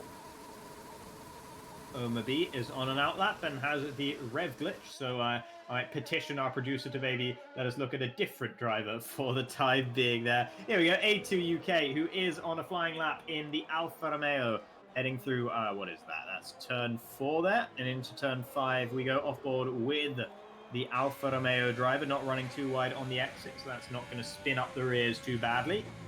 And not using so much of the entry curb there into 7 as we've seen some other drivers doing. The likes of Vallu particularly have been very greedy with that one. A2 takes a lot of the inside of turn 8 though. Didn't seem to unsettle the car too much. Will it be a similar story through 10? Yeah, taking quite a significant chunk of that inside curb. Yeah, it's what we talked about in the track guide as well. You can just turn in early, you can use up the curb. It doesn't really unsettle the car as much as it does in the dry, just because you're carrying that little bit less speed. But A2 down into Sector 3, and to be honest, for A2, considering the pace we've seen from him in Q1 and Q2, if he's not in that top 4, he's not going to be happy with the result. Yeah, you'd expect him to be 4th, basically, based on what we've seen so far. You'd expect Vallu to be 1st, based on that. A 1:41.657 goes 0.2 faster than anything we've seen thus far, and really throws down the gauntlet there from Vallu. Once again, there's a little bit more to come, and the Finnish driver proves it, as A2 UK goes up into 3rd ahead of Dougie Falcons, but a 1:42.158 is not in the conversation for pole position, where A2 would surely like to be. But with Vallu going quite that fast, I can't really blame him. Yeah, and Bito is on an out lap. We'll see whether he's got time to start a new lap as Luppy makes a mistake. I'm not sure if he was up on his PB at the end of Sector 2. Obviously, it says that the session has ended, but I don't know if we've got that kind of desync issue where there's actually another 20 seconds on the clock or so. Simons 2/10 down on the run into Sector 3. You've got the checkered flag there for Bito, so I think that will be Bito not able to complete another lap here. Is that a mistimed outlap from the Red Bull driver? I'd be surprised. Usually, that is the true indicator, is that checkered flag up there. So Bito might not be able to fight back here for pole position, which would be a huge shame. Here comes Simons, though, into the final couple of corners of the lap. And looks okay there, up towards the line, up into 6th he goes. That's good enough for now. Simons will be okay with that, considering he can potentially count himself lucky to have made it into Q3. There's Iceman only going into 8th, Oma B only going into 9th. Luppy will not be able to improve. He's in the pit lane. So we've had pretty much most of the bottom end of the top 10 nailed on now. Yeah, keep an eye on AJ. I think he's on a lap. Vallu 41-2. Bloody hell. And that's what I talked about. You can really fire on the throttle on the exit. It doesn't matter if you're going sideways because the start-finish line is so soon after the corner. What a lap from Vallu. Pretty much it's just Dougie Falcons, AJ, and Maverick who are yet to set lap times who can still do so. Dougie is pushing. He's half a second up. He's looking to at least claim a spot on the front row with which to challenge Vallu down into turn 2. It's going to be close between himself and Bito, judging by the way the lap has gone thus far. Through the final corner we go, and it's good enough for Dougie Falcons, but it's pretty close to Vallu in all honesty. Closer than I would have thought. A 1:41.569 for Dougie cements his place on the front row. AJ coming into the pits after Maverick pipped him to 5th there. So well done from Maverick to claim 5th. Well done to Vallu for claiming pole. Yeah, great lap from Vallu. Good stuff from Dougie Falcons again, just showing that he's always going to be in that second place spot, picking up the pieces. And when Vallu makes a mistake like he does it, like he did at Singapore, he'll be there to secure the win. Also, good stuff from Mavericks, splitting the 2 Alfa Romeos, but Iceman, that is not a good result for him. No, it's not an ideal result for Iceman. I mean, you know, I guess there's a couple of drivers there that he would like to be ahead of. I think the race is more Iceman's forte than qualifying in general anyway, so I wouldn't count him out of having a good result when it comes to the race itself. But yeah, the Macedonian probably not going to be best pleased with 8th on the grid. Yeah. Well, let's see what he can pull off in the race, because he's going to have work to do. And, you know, in the wet conditions, it's difficult to overtake. We saw in Division 1, Peso with a 20, I think it was something like 20-lap-old wet tires, was able to defend from fresh wet tires after a safety car came out. So it's going to be difficult to overtake in the wet, but don't forget, dry spells are on their way, and it will come down to who times that crossover period the best. And last time out in Singapore, that was Dougie Falcons. Indeed, yeah. Plenty of decisions to be made in this race, with it starting in those intermediate conditions, as you mentioned. So that just shows that any driver in this field, no matter where they are starting on the grid, should not give up, because there is a lot still to come here. Even Marinkello, who joined us halfway through qualifying, I noticed, and should, I think, be starting at the very back of the grid, having not been able to participate in qualifying. Even Marinkello could still be in with a shout of a decent result. Yeah. And a potential chance of virtual safety cars or safety cars at the end or at some point in lap 1, turn 2.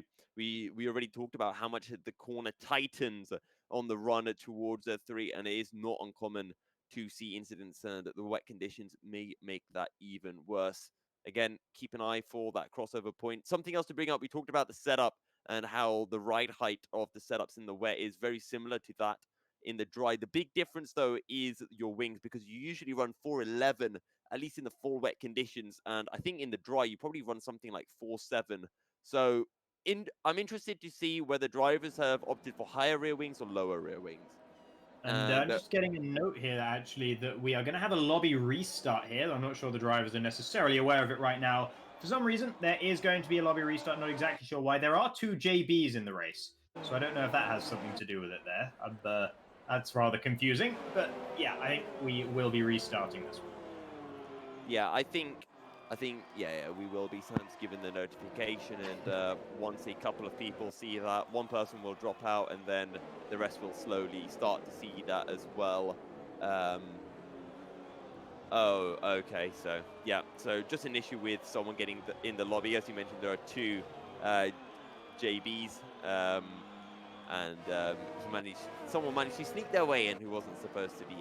Let's just say. Indeed, yeah, a master of disguise, as it would turn out. So I think, migrating host, this will be restarted. So sorry for the brief delay here in getting this race going. Good news is I don't think it's going to matter for tires or anything like that because, of course, everyone will be starting on fresh tires anyway. So it's not going to make a difference in terms of the amount that the qualifying tires were used going into the race. So no real downside apart from just having to wait a little bit longer. Yeah, and it gives us a chance to discuss a little bit about strategies, a little bit about what we can expect to see, because that is I just want to point out, this is probably, I think, the longest run of the entire calendar when it comes to a run into the first braking zone, not turn one, of course, but into turn two. That is, I think, the longest run of the entire season. So whoever gets a good start, you could even see A2 UK in first by the entry to turn one, because sure, while it's fairly even usually when you start in the dry conditions, in the wet, you can gain a huge advantage. Yeah, definitely. The starts do vary significantly in the wet. The starts are actually harder on this game than in previous iterations of the F1 game anyway, I believe. But in the wet, definitely more so. So a lot more sort of margin for error, and we'll be seeing differences in the quality of various driver starts. I think the starts actually at Sochi are probably the best aspect of qualifying of the race. Sorry, I really like watching them. So yeah, hopefully we'll get a nice, exciting one for the race once we eventually get there. Yeah, and I mean, I know in my race, I think I started in P6 and I was in P3 going into turn two. So yeah, it's going to be interesting to see how everything does pan out. Super long run, and you can gain more than 3 places as well heading into turn two. So yeah, we'll see how it all pans out. But the other thing to bring up is we've talked a little bit about the strategies that we can expect to see, but depending on when we have the crossover, if it's early on, some people might opt for hard, some people might just opt to do mediums to the end. Maybe see drivers opting to do softs to the end of the race. Yeah, no, it'd be very interesting to see the variation of strategy as well. Of course, yeah, as you mentioned, it sort of opens up the opportunities for people because you don't have the constriction of needing to do a pit stop, needing to use two sets of dry tires. Equally, you can use two sets of the same compounded dry tire. So yeah, a lot more permutations, which I always like. Yeah, and so many things will factor into that, ranging from where will the drivers feed out of the pits? Will they be in traffic? To is there a safety car? Because if you do get some drivers who, take the risk, pit onto soft tires, they're able to get, even if it's 5 seconds into the lead, sure, when they put onto a new fresh set of softs, they'll gain some time, but they probably won't win. But then all of a sudden, if a safety car comes out, then they put onto those new fresh set of soft tires and they have the effective race lead. So yeah, it's a strategy game, it's a guessing game, it's a gamble at the end of the day. Yeah, no, it's going to be a lot of gambling going on here in Sochi, and yeah, it'd be interesting to see who it pays out for and who ends up in the crapshoot. But yeah, why don't we just we may as well say while we're waiting for this lobby restart to happen, if anyone in chat has any questions they'd like to ask us about anything or any comments they want us to react to, I guess read out. I don't know. You may as well let us know. You may as well try and get some chat interaction going on here. I was even thinking I'd message Iceman, see if he joins in. We can ask him what went wrong in qualifying. But Jacob, something that we haven't done, and we usually do this in qualifying as well, is predictions. Oh yeah. So we're gonna have to do predictions for the race, and because we didn't do qualifying, we're gonna have to also do a VSC slash safety car prediction. So I want to know, Jacob, your top three and how many combined VSCs and safety cars we'll get in the race. I am going to say one VSC and one safety car. Always taking my answer. Always taking my answer. Well, that's Okay, what you get for I'll go asking with me to do it. zero. Yeah, yeah, You go I'll with go with zero. zero then. Yeah. Okay, zero of both. Okay, interesting. Right. Well, that seems bold. Okay, production coming in hot with one VSC and two safety cars. So predicting an What are you extra doing, spicy production? race. Are you trying to lose? But then so we talk about what the top three for the Top race three. itself. Yeah. You're not going to like who I've got down for first. I think I'm going to be taking your answer in the form of Vallu, who I'm going to say is going to be my prediction for P1. P2, I'm going to say Vallu, Bitto, Dougie in that order, which is, Okay. maybe not that sort of. I don't think my virtual safety car and safety car are going to upset the apple cart too much. Okay. Well, I mean, at least that means I can say Value Dougie Bitto. Um, I Yeah. think Dougie has always been there, the guy behind Value, and let's see what Bitto can pull out. I think time penalties might also come into play. I don't know how good Bitto is when it comes to keeping it within the track limits, and I'd like to have faith in the more mainstay driver that we've seen so far in Premier X. Yeah, no, of course. Okay. Well, production reckons, Value is going to come third, with Bitto coming in first and Dougie second. So evidently, a bit of a favoritism there towards our newer blood from the production. So we'll see whether that comes off as well. That would take, I think, some safety car shenanigans, I would estimate. Yeah, but again, it comes down to what we just spoke about. If the likes of Bitto, decides to go for the softs to the end instead of the hard straight away from those intermediate tires, and then a safety car comes out, he will find himself in that position where, all of a sudden he'll look like the favorite for the race. We know Value is susceptible to picking up time penalties, and again, with a safety car and with someone else on maybe a softer compound of tires, maybe even on the same compound of tires, will he be able to pull that 3-6 seconds, whatever kind of length of time penalties it may be? Don't forget, Valu's coming off a poor performance in Singapore. Maybe he needs a bit of time to build his confidence back up. Yeah, I mean, I'd be surprised. I think probably has got plenty in terms of the old confidence there for Value. I think winning 4 races in a row earlier on the season probably gets you a fair amount of confidence. Was it 4 or was it 5 even? It was a I lot. mean, let's be honest. It's 6 because it's 1, 1, 1, 1, 11. 1-1. So there's 6 ones. There's 6 ones that Yeah, I see. Um, exactly. oh well, maybe we're in for our 4th different race winner of the season, which would be pretty cool. And I think if it did come through, I think money would be on Bitto for being the one to upset the apple cart. I don't think Iceman's really shown the pace today. Maybe A2 UK has an outside chance of it as well. He's looked actually very, very impressive in the wet conditions. And again, it comes down to setups and everything. What exactly is A2 running? Is this a wet focus setup? Is it dry? How will he perform when the track does dry up? Yeah, and A2 is a driver as well that I think tends to do a bit better in race conditions than in qualifying, although does find himself involved in incidents a little bit more than he might like. So that's kind of the caveat there. But in terms of raw pace, I think his race pace tends to outshine his qualifying pace by a little bit. Of course, it's hard to tell as well when we have qualified in the wet. Some people are wet specialists. Some people are wet specialists at a certain track. Some people are usually okay in the wet, but cannot do it at one certain track. And, so there's a lot that could be found out about these drivers once it gets to dry conditions as well. Yeah. And again, it'll all come down to when the track dries up, who opts for what, who pits early, and is that the right strategy?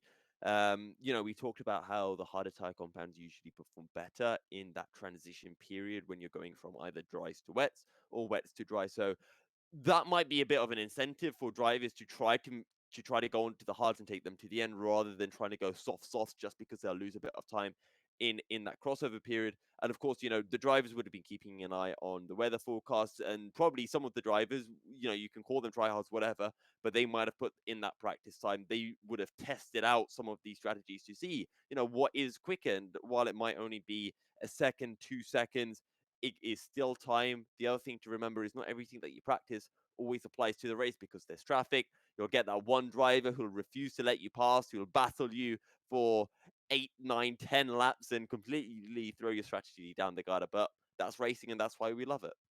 Indeed, yeah. And I want to quickly say that try hard is nothing but a word that people use Oh, to yes. describe those who are better than themselves at something. It's Exactly. that and that, nothing more, nothing to be ashamed of whatsoever.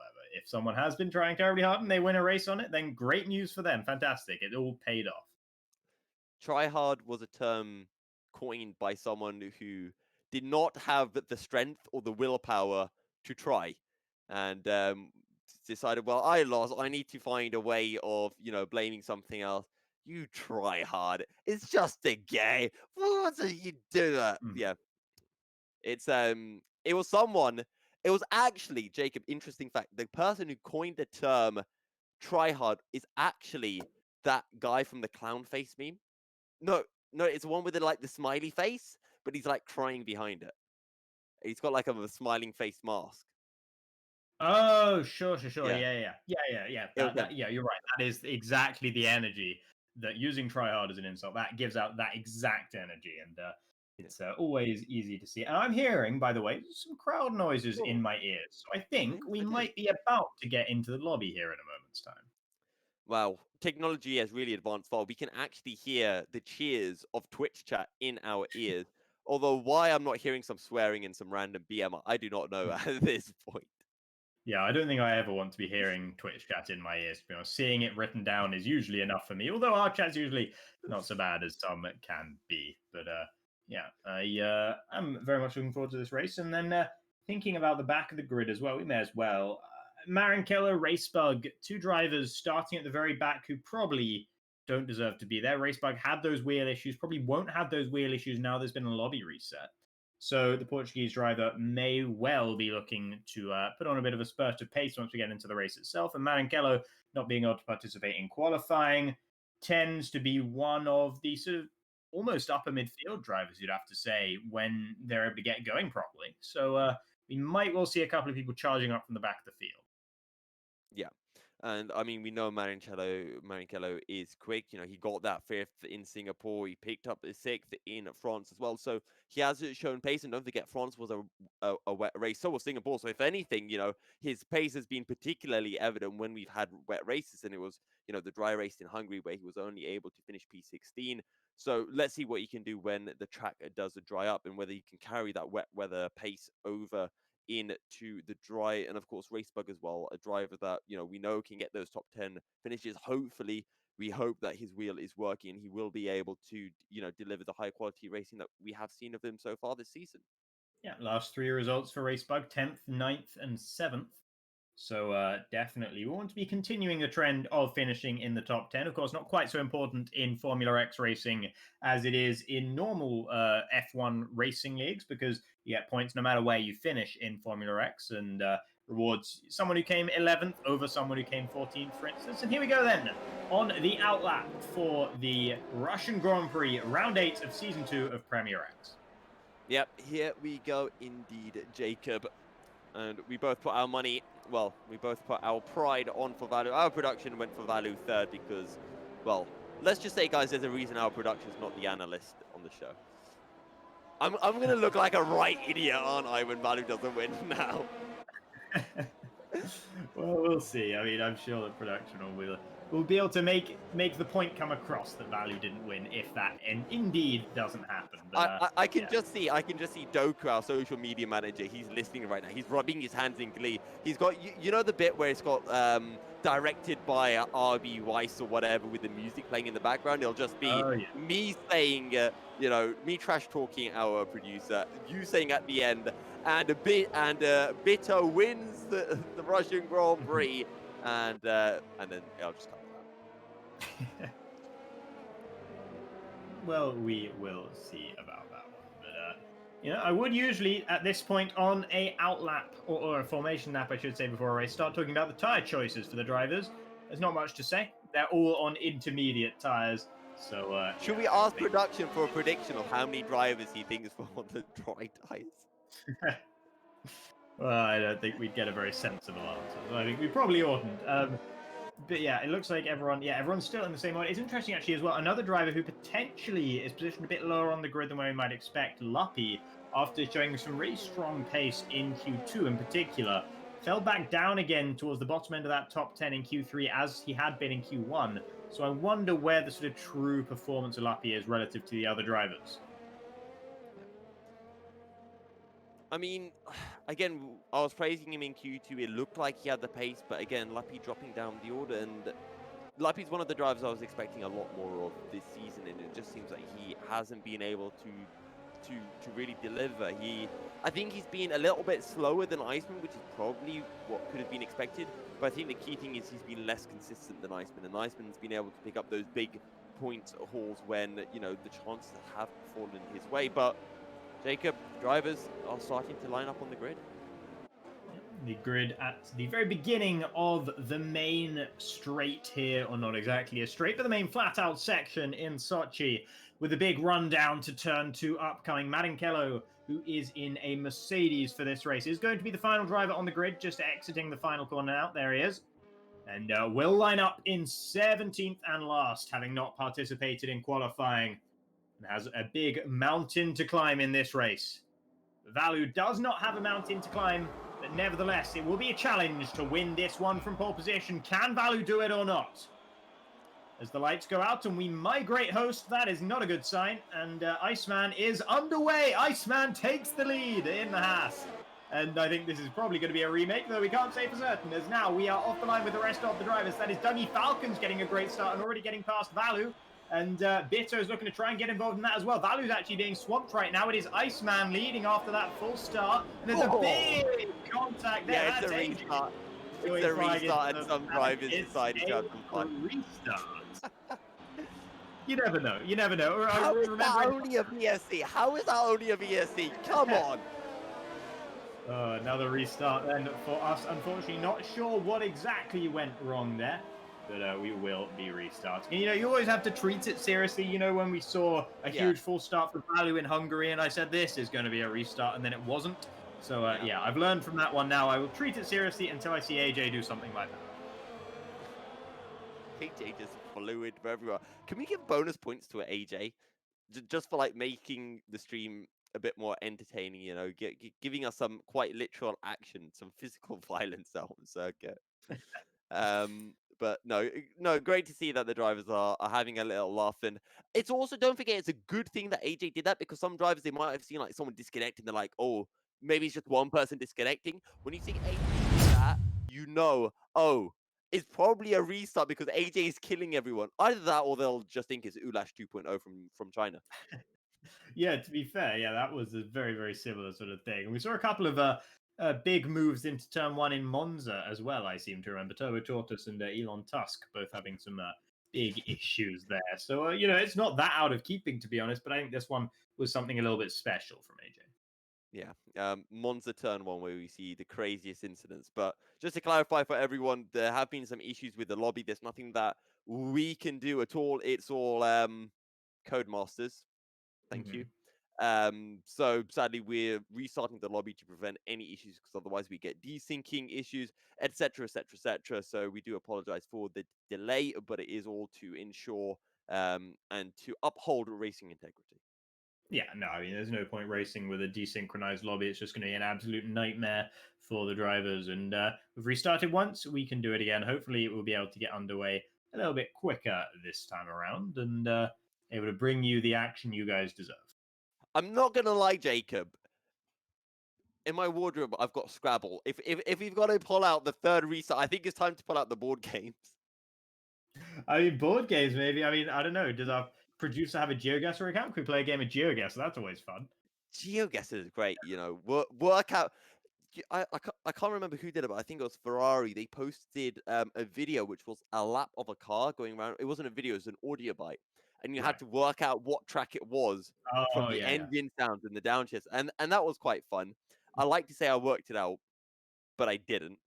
So I reckon I could get some tracks. Some tracks would be easy, and then there's a lot which would be very similar. But yeah. If you're hearing a car at full res for a really long time and then and then back up, it's Monza. But aside from that, there's maybe Monaco would be easy to guess. I don't know, but yeah. I feel confident about Bahrain. I just feel like I know the beginning of Bahrain so easily. I feel like I could always get Bahrain, but probably Spa as well. Actually, that'd be really easy. But Spa, yeah, it's all about working out, you know, the length of a straight after a corner just by listening to how high they are on the revs. But yeah, maybe we can pull that out. I remember, I think it was another team. They posted like a picture of a corner, but really zoomed in, just on the curb, And then you had to work out what corner that was, and that was also good fun. Mhm. Yeah, no, some of those puzzles might be what we need to resort to in a moment here, but we'll see.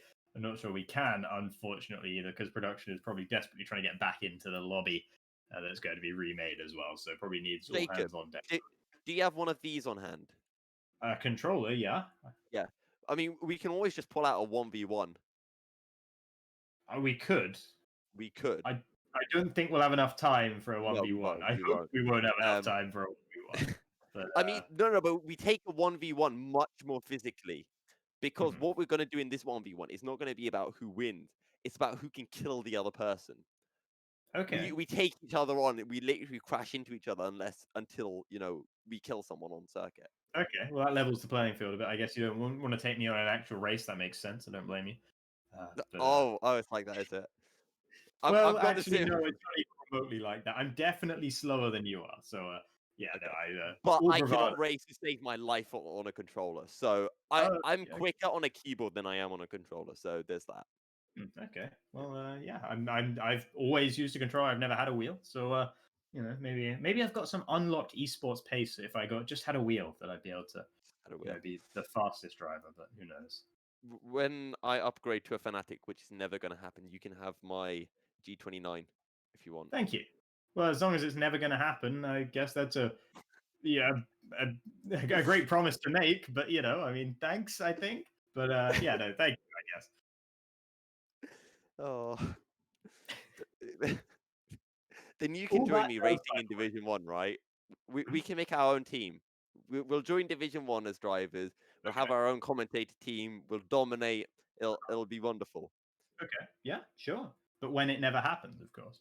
But when it never happens, of course. Unless there's someone out there who wants to help me get a Fanatic wheel, or in that case, just give Jacob the Fanatic wheel, because I've already got a wheel, right? Mhm.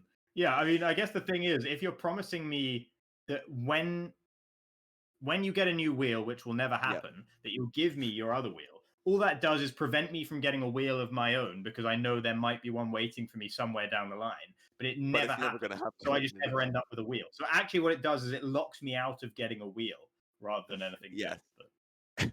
So thank you. No, one can say I'm steering you away from the path of greatness. I'm sorry. Yeah, it was all right. I'll take it. I'll take it. Steering So, me away. production. How many people do we have in the lobby currently? 16. That sounds like almost enough. Just need one more. One more. Yeah. When we have 16, have the drivers now just taken it as a meme and all called themselves JB Blessed?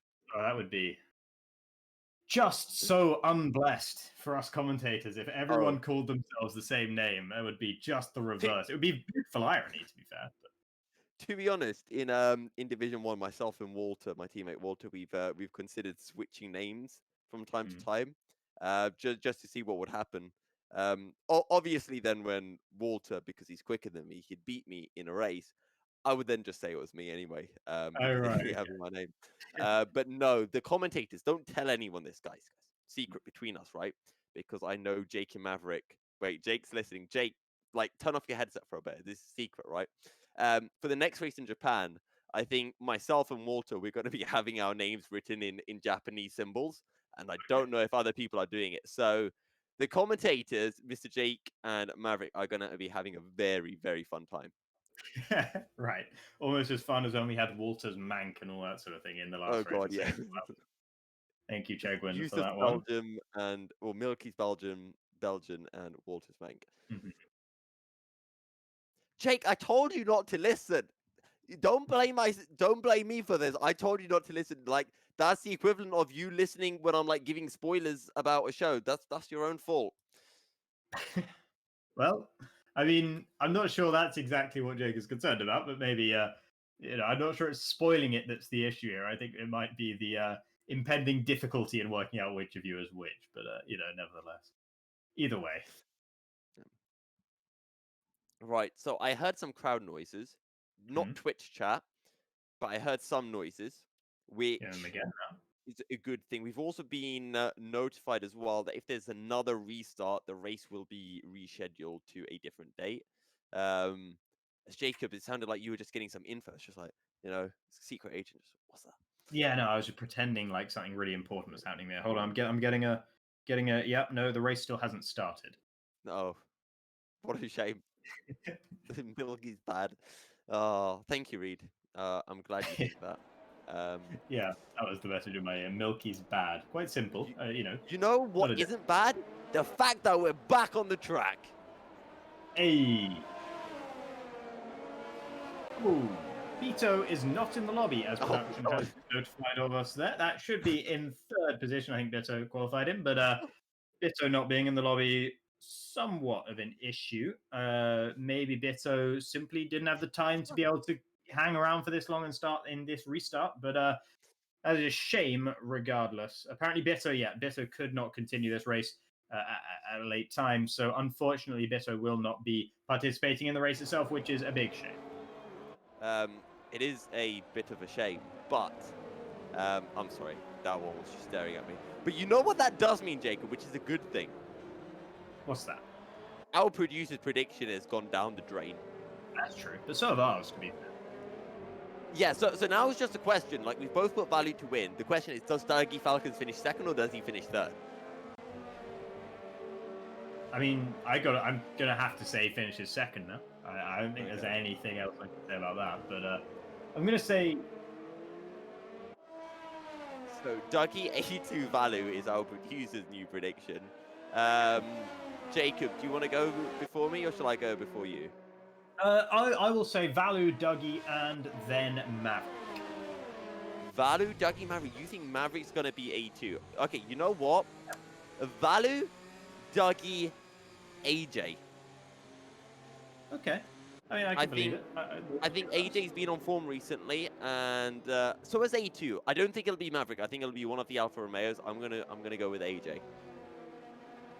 Okay. Well, that is an interesting one. I said Maverick because I'm looking for a new podium sitter for this season, but AJ would also be a first-time podium sitter as well, having achieved a season best fourth last time out.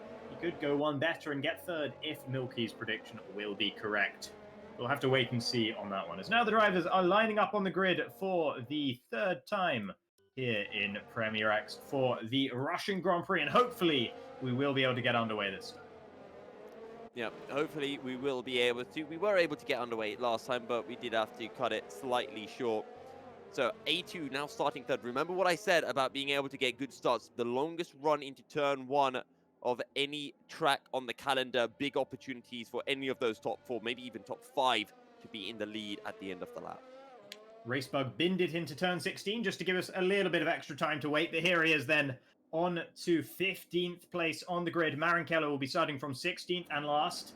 And up at the front, it is Vallu and Dougie Falcons on the front row with the lights coming on. Yellow's out in Sector 1 already. Not necessarily the best omen, but the lights go out. We wait for them to go out for the drivers. And we are underway here in Sochi. And it looks like Vallu has got a far better start this time around. Dougie Falcons already falling back, maybe falling into the clutches of A2 UK. But no, the Alfa Romeo isn't alongside just yet. It's As You Were for the front five there. Very smooth getaways from all of these guys. Here comes Dougie Falcons challenging into turn 2. This might be his only opportunity at the race, and he can't pull off the move. In towards turn 3 they go, though. That was Vallu compromises, battling further down as Oma B is getting past AJ. But here we go then for the lead. It is Vallu on the inside for turn 4 with Dougie trying to hang it around the outside. The Ferrari driver does not want to see this race getting away from him this early and is doing everything he can to get past Vallu, but he cannot manage it. It's also a good start from Oma B. He's gained a few positions. In fact, he's ahead of AJ, who's just run wide. So now Lappy's going to be able to have a go at the Alfa Romeo. Yeah, nice move there from Lappy, moving up into 6th, having started, I believe, 9th on this grid with Bitso not being here. Iceman has had a dreadful start. He's down into 11th. He's pretty much swapped places with his teammate Rafa Martins, who's had a good start up into 8th. Yeah, Iceman got a terrible getaway. I think he got a whole bunch of wheel spin, which is what allowed him to get absolutely swamped on that run towards turn 2. Dougie had a good shot at Vallu, but holding on the inside of 3 is not the place where you want to be. And Vallu holds on to the lead. The question is just now, when does the rain stop? When do we switch over to the dry compound of tyres? Indeed, yeah. It doesn't look like it's going to be halting that soon. So there's still plenty of spray on the track for the time being. Max looks to be making a move on Elon Tusk for 13th and 14th, down towards the bottom of the order, as those two guys battle it out. JB is another driver, by the way, who's had a great start. I believe started either 13th or 14th on the grid and is now up into 9th. It's a good effort from the Renault there as Vallu comes across the line, set the fastest lap of the race, as you would expect. Maverick might be under pressure from Omar B here, actually. The Mercedes driver pretty close behind the AlphaTauri and already building a bit of a gap up to Luppy, who himself is driving away from AJ. Yeah, the key thing to remember is that in the weight you can save up your ERS so nicely. Oh, that's a big incident!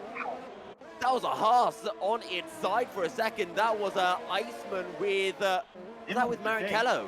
I think it was Simons in the Ferrari that was carrying the Haas around the corner there.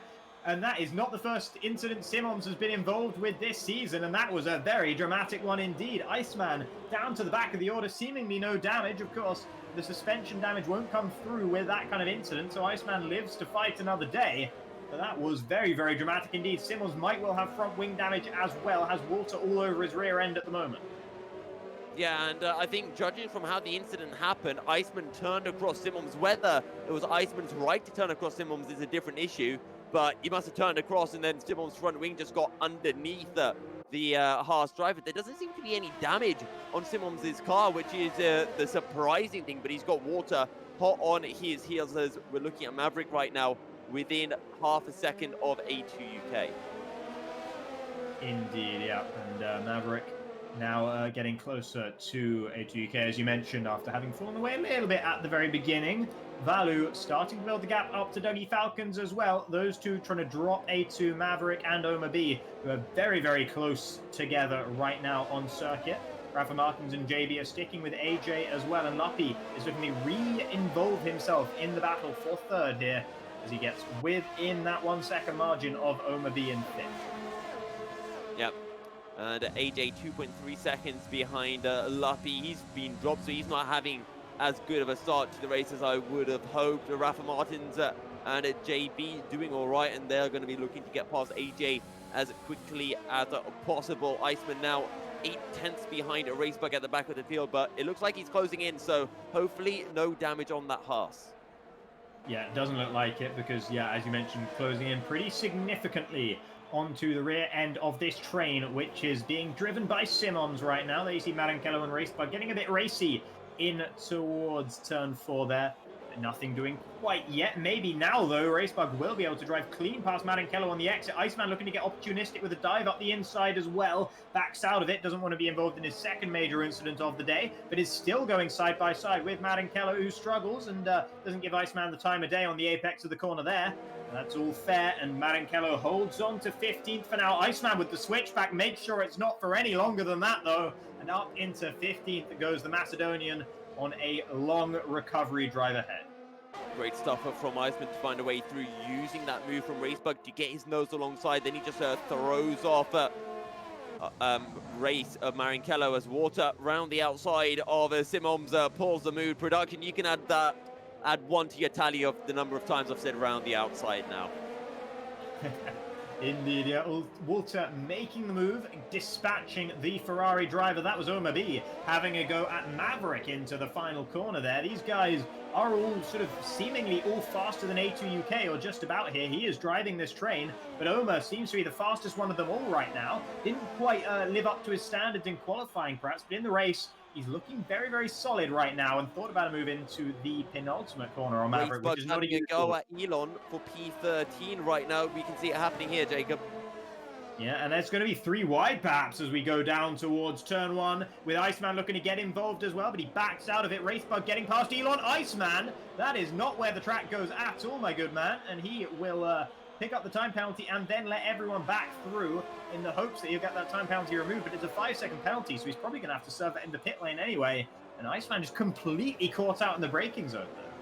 Yeah, I think he braked when he usually would and forgot that Elon would probably brake a little bit earlier than normal, especially because he was running side by side, and Iceman either had to run into the back of Elon Tusk or completely cut the corner, and Iceman decided to cut the corner. Sensible stuff from the Macedonian. Yeah, and a shame that he finds himself right at the back of the order again, because he, of course, in letting everyone through, let through Maranello as well.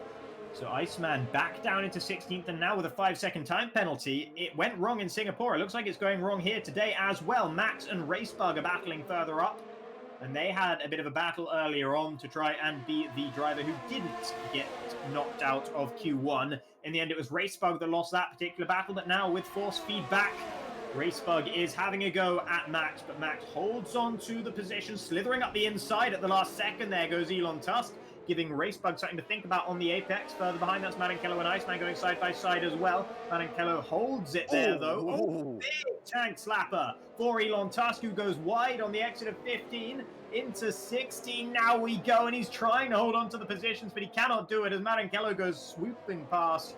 And now Iceman will do the same into turn 17 here. Elon falling down to the back of the order.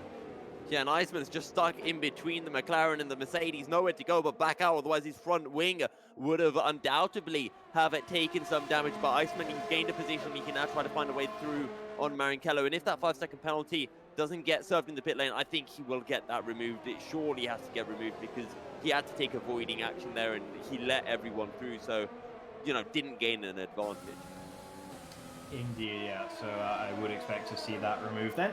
As Marinkello finds himself under pressure from Iceman once again. All the battling happening towards the back end of the field right now, and oh no, it goes wrong again. Iceman involved in yet another incident as Marinkello is the one that comes off far worse. The Mercedes into the wall, picks up front wing damage, will be able to keep going, but lost a heap of time and will lose even more when he has to come into the pits.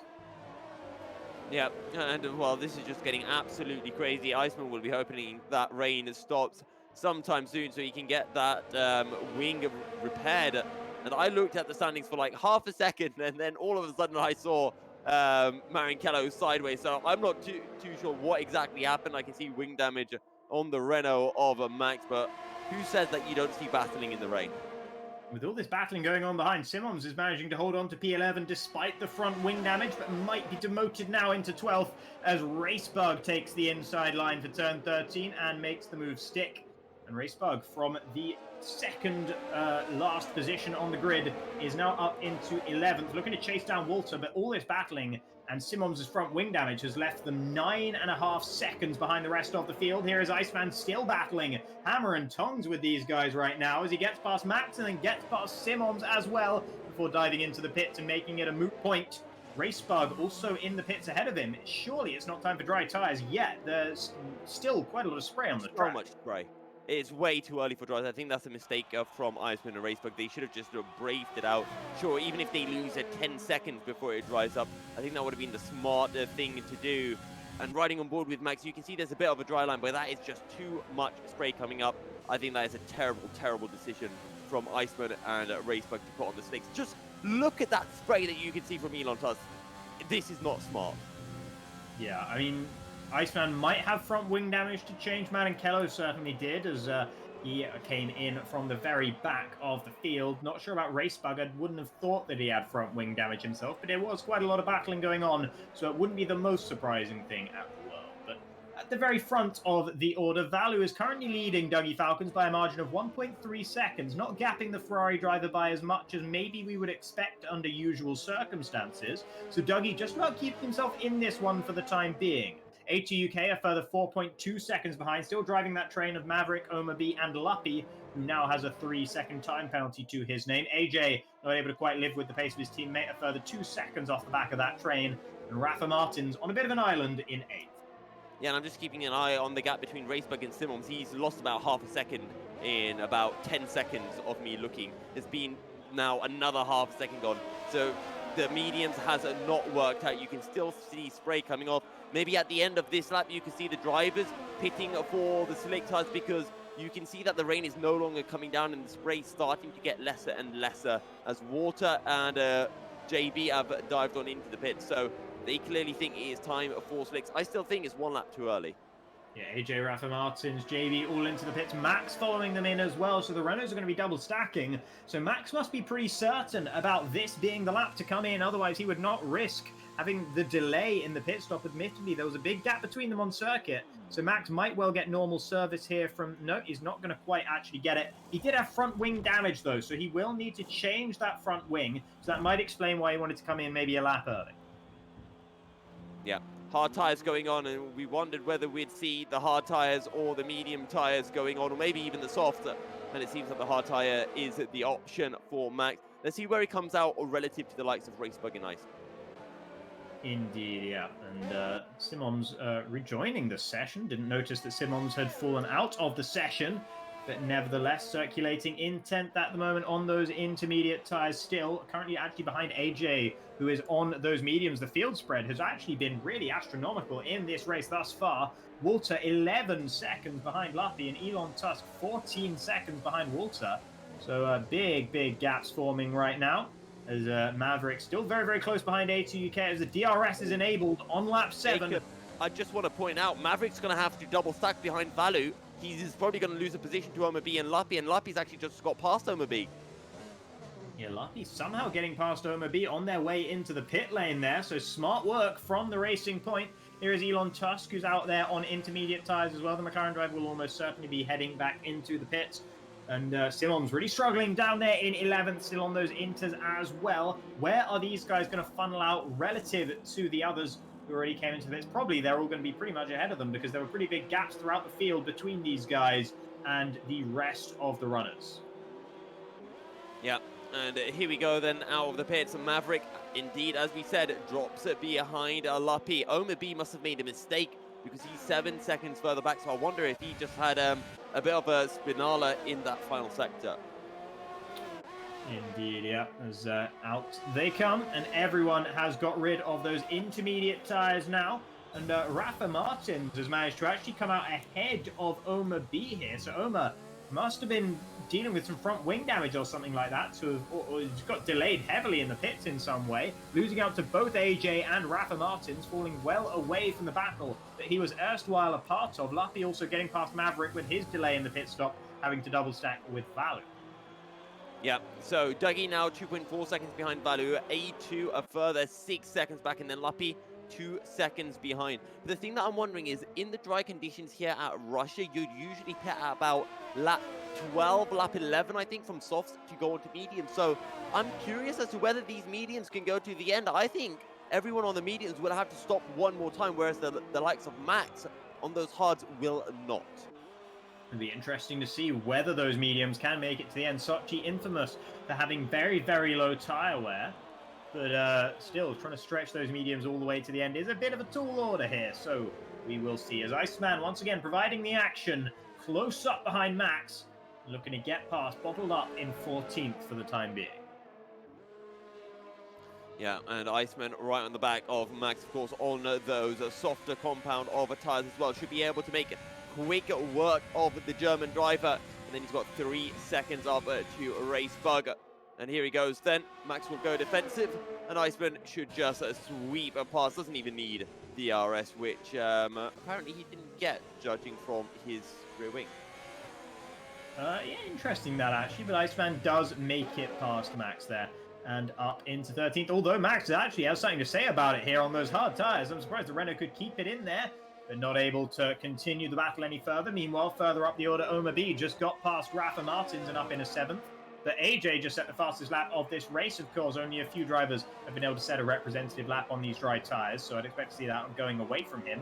As both A2 UK and Maverick picking up penalties as well, evening out the battle between themselves and Luppy for 3rd, 4th and 5th. Yeah, Mariancello now sets a new fast lap. The track's just drying up, so whoever crosses the line last has the highest chance of setting a new fastest lap, and I'm expecting those times to keep on dropping over the next 3 or so laps as the fuel loads do drop. Vallu, though, he's not really dropping Dougie Falcons. That gap is staying at about 1.5 seconds, so Vallu might need to get the hammer down. Yeah, it's really actually impressive how Dougie is sticking with Vallu in this race. Definitely more so than we would usually expect from the Ferrari driver, and still doing it in the dry conditions as well as in the wet. So Vallu, maybe not quite so dominant at the circuit, or maybe Dougie is just a little bit faster than usual as he goes across the line and sets the faster lap time than Vallu on that previous time round. In the 36s, those guys are now. Maverick goes even faster behind, but of course the track is drying out. That is Walter fighting with JB for 9th position. Walter currently the recipient of P9, with JB just behind in P10. Yeah.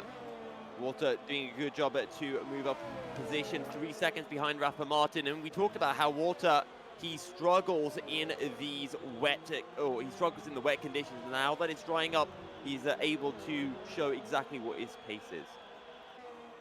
Yeah, and might be some more battling going on here, though, as they enter turn 3 towards turn 4. But no, nothing doing there. Lappy's actually closed in a little bit now to A2 UK. That was more than a second a couple of laps ago. So Lappy just about getting within DRS range of A2 UK, who in the wet conditions did seem to be the slowest of the quartet of A2, Lappy, Maverick, and Oma. And it might be coming true again here as Lappy is closing back in on the Alfa Romeo. Yeah, now within a second of A2, and all of this battling is going to play into the hands of Maverick and AJ as they'll be able to close back in. 2 really long straights here at Russia. We might start to see some DRS trains forming up at the front still. 1.7 seconds between Vallu and Dougie, and that's exactly what the gap was last time around when they crossed the start finish.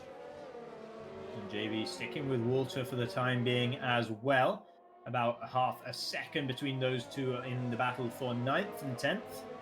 Elon Tusk getting a 3-second time penalty down there in 11th, but 15.8 seconds away from JB up ahead. Not going to be of too much concern, at least frontward facing for the Canadian. Here is Lappy then with DRS, looking to try and get closer to A2 UK, but not really close enough to make much of a significant imprint. And look at the ERS. Very, very low percentages right now for the Racing Point. So not going to be able to make a move in the next couple of laps, you'd have to assume. Yeah, it'll take him some time at the very least. Maverick probably seems the quickest of this group from 3rd down to 6th. Walter, just keeping an eye on the gap between him and Rafa Martin's currently 3.3 seconds behind Rafa. So let's see if he is able to close that down. Only half a second ahead of JB, having overtaken him on the previous lap. Dougie, by the way, is getting closer and closer to Vallu right now. It's a smidgen a lap, but he is getting there. 1.3, 1.4 seconds between them now. A couple of laps ago, that was 1.7. So Dougie does have consistent pace over and above what Vallu is able to offer right now. But Vallu could be managing. Dougie could well be using a significant portion of that ERS as well to try and close that gap.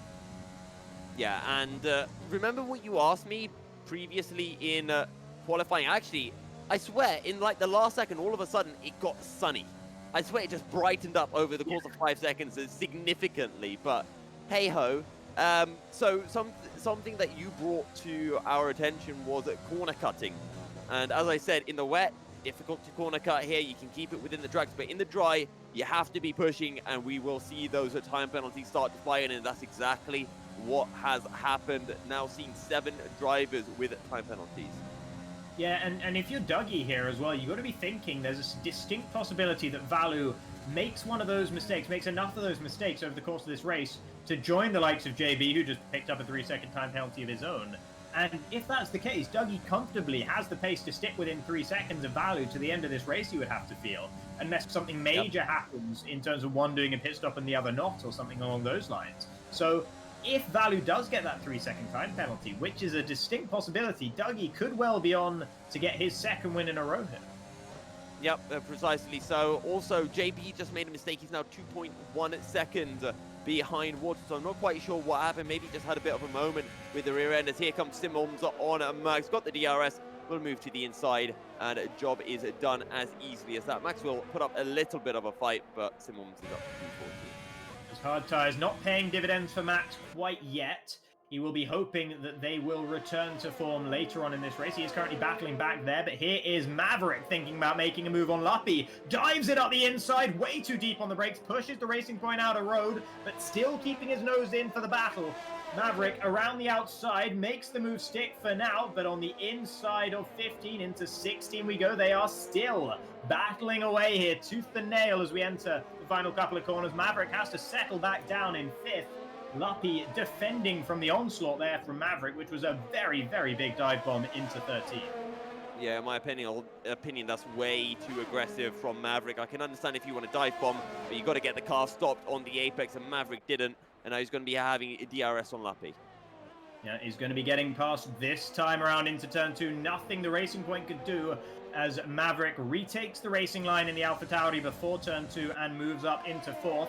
This battling has moved them much further behind A2 UK than they were before, though. 2.3 seconds at the moment So, and they've probably used quite a lot of ERS in the battling as well. So A2 gets a bit of breathing room here, but he is still 9 seconds away from Dougie Falcons. JB's into the pits further down, so that mistake, whatever it was, cost him front wing damage, and he'll have to go for another tire change as well. Yeah. Ooh.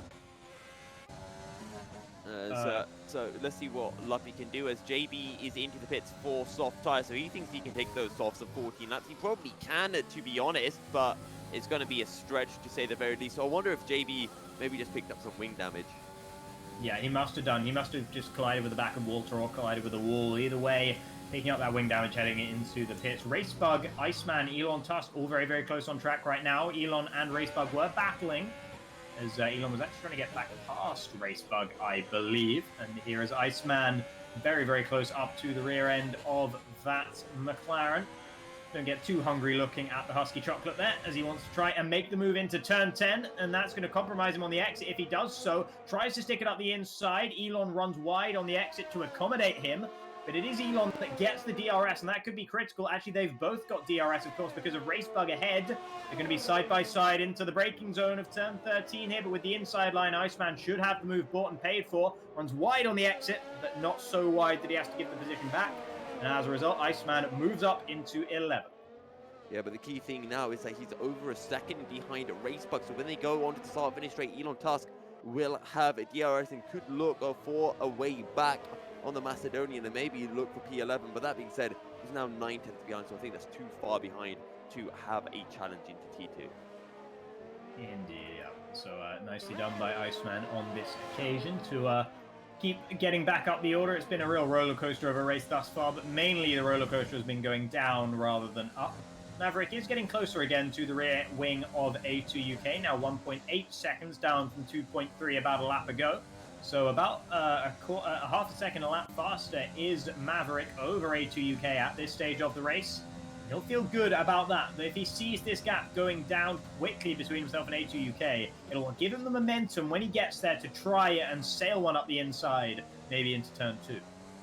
Yeah, and A2 UK and Maverick are two drivers that have had plenty of experience battling each other in the past. We've seen it in Season 1. It always seemed to be these two hammer and tongs at each other, and many times with some rather nasty consequences. And they're going to be hoping that they can keep it clean and put their histories aside tonight. Indeed, yeah. I don't think they're quite as hot rivals as they maybe were in Season 1. I think things have mellowed out between these two a little bit now, but I doubt they'll be feeling too mellow if Maverick does manage to catch up to A2 UK and starts trying to put a move on him for third, because this would be both of their, or rather it would be Maverick's first podium of the season, and it would be a big return to form for A2 UK to claim his second podium of the season after a string of relatively poor results that got a bit better last time out in Singapore, but nevertheless, A2 wants to sort of reassert himself in the championship. Yeah, and he's doing exactly what he needs to. I mean, currently he is fifth at 12 points behind Iceman, and well, with the way things are looking, he's actually going to be able to jump a height ahead of Iceman for P4, and then who knows, if Calcio misses a couple more races, he'll find himself third at the end of the season. Yeah, Iceman, though, he's not done. He'll be wanting to get past Racebug before this race is over, at the very least. Then, unfortunately, it is 20 seconds up to the rest of the field, but if more people lose aspect to their front wing, as JB did, that is going to give opportunities for these at the very bottom to gain some more positions before the end of the race. And, of course, we could always see a virtual safety car, or even better for these guys, a safety car before the end to really bunch the field back up again. Yeah. Who knows? What was our prediction on safety cars again, Jacob?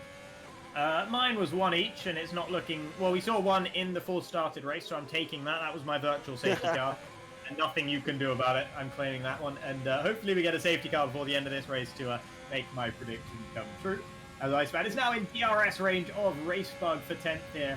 I don't think he's going to be making the move into 13 this time around. Not quite so brave as he might have been a bit earlier in the race. But even then, I think that would have been a little bit too far back. I was about to say that Vallu was starting to pull away from Dougie Falcons again. The gap was up to 1.7 seconds, but it seems to be just fluctuating quite wildly, but very consistently between 1.7 and 1.4. Iceman thinking about a move into the penultimate corner, getting a better run out of 16, but Racebug has enough about him to hold Iceman behind for a couple more corners at least, but surely this is a done deal into turn 2. Yeah, it should be. He's got the DRS. He should be able to sweep past. The issue comes after he overtakes Racebug. because after he's got this move done, he's at 20 seconds plus behind Walter, who's the next man ahead in P9. And Iceman, he's going to have to settle for P10 unless the safety car does come out. Further behind, Simon's just got past Elon Tusk into the braking zone of turn 2 there. To the Ferrari driver, who remained without penalties, by the way, relative to the rest of the field. That is a decent job. So he might look to try and claim positions away from Racebug and maybe even Iceman towards the end of this race, though you'd expect the Macedonian to be able to build a significant gap to the rest of the bottom of the field. The 8 seconds that Iceman has, we can expect 5 of those to be removed almost certainly. So he's not in as much danger in the penalty regard as it might look. So your drivers who don't have penalties: Vallu, Dougie Falcons, Oma, Simons, Max, and Marinkello. Also, I'm expecting Max to start climbing up the order in about 5 or so laps, when I think we're going to get to that crossover when the hards will be quicker than the mediums, and the mediums will really start dropping off the pace. Yeah, Elon has already started dropping off himself. Now, I don't know if that's just he's having a few bad laps, or maybe he's starting to feel the effects of his tires maybe sooner than the rest of the other guys. But Max is starting to close in an Elon who has just made damage there as well. Yeah, he must have some damage if he's lost that much time. That rear end is all over the place, and I don't think he's got a puncture. Does he dive on into the pits? No, he doesn't. So maybe he's just spun up that rear end too much, and the tires are just a little bit too hot, and he's taking some time to cool them down. Yeah, it looks like a classic case of hot rear tires to me from Elon Tusk there. Every aspect of his front wing that's visible is still intact. And the car was just really wagging its tail through there. Thankfully, you get a couple of long straights now, or this long straight at least, and then only one traction zone before that long right-hander as well. That gives the rears a little bit of time to cool down just a tad here. And hopefully that will be enough for Elon to regain proper control of the car. You can see the body roll of the Renault there through turn 3. It's always lovely to see. And AJ now very close behind Lucky, who has not been able to stick with Maverick ever since the AlphaTauri got past Lucky. He's only fallen further away in 5th. Yeah, so Luppy struggling in the dry conditions. Good stuff from AJ to close in. But in terms of the gap between AJ and Maverick, he's again, but by a very, very slight amount. A2 has now pulled over a second to Maverick. So things are starting to spread out. And we'll see whether once AJ finds a way past Luppy, he can close into Maverick. Don't forget, this isn't just a case of who has more pace. It's also a case of who has looked after their medium tyres better. Of course, yeah. And another thing actually I've been quite surprised about is how Oma B, after that poor pit stop, just hasn't really caught up to the rear end of AJ or much of the rest of these guys either. 2.8 seconds between himself and AJ right now, as AJ is looking pretty closely at the rear end of Lucky for the time being. He will not be able to make the move on this part of the lap. But yeah, Oma B, I would have expected him to come charging back up to the likes of AJ, Lucky, Maverick, but he's just not been able to do so. Yeah, and let's see, again, it might be that Oma B's got more of a wet setup. Watch for AJ. To be honest, I don't think you should try to overtake in the next DRS zone. Just save up your ERS for the remainder of this lap and use it all on the start of the new lap. Get the move done into turn 1, or turn 2, I should say, and then you've got, half the lap to try to stretch to over a second before that second DRS zone. Yeah, the car actually detached pretty much from the track in terms of grip midway through turn 7. Big four-wheel slide without him being able to do anything about it. So lost an opportunity to maybe have a look at the rear end of Luppy into turn 13 by just falling that little bit further behind than he would like. Speaking of which, Dougie is starting to fall a bit further away from Vallu once again. It was 1.8, 1.9 seconds now between those two at the very front. But still, I mean, that's still well within that 3-second margin if Vallu does get a penalty. Yep, and that's all that Dougie has to do. Just stay within range of a mistake. I think Dougie knows that he's not at the pace of Vallu, but here comes AJ on Luppy.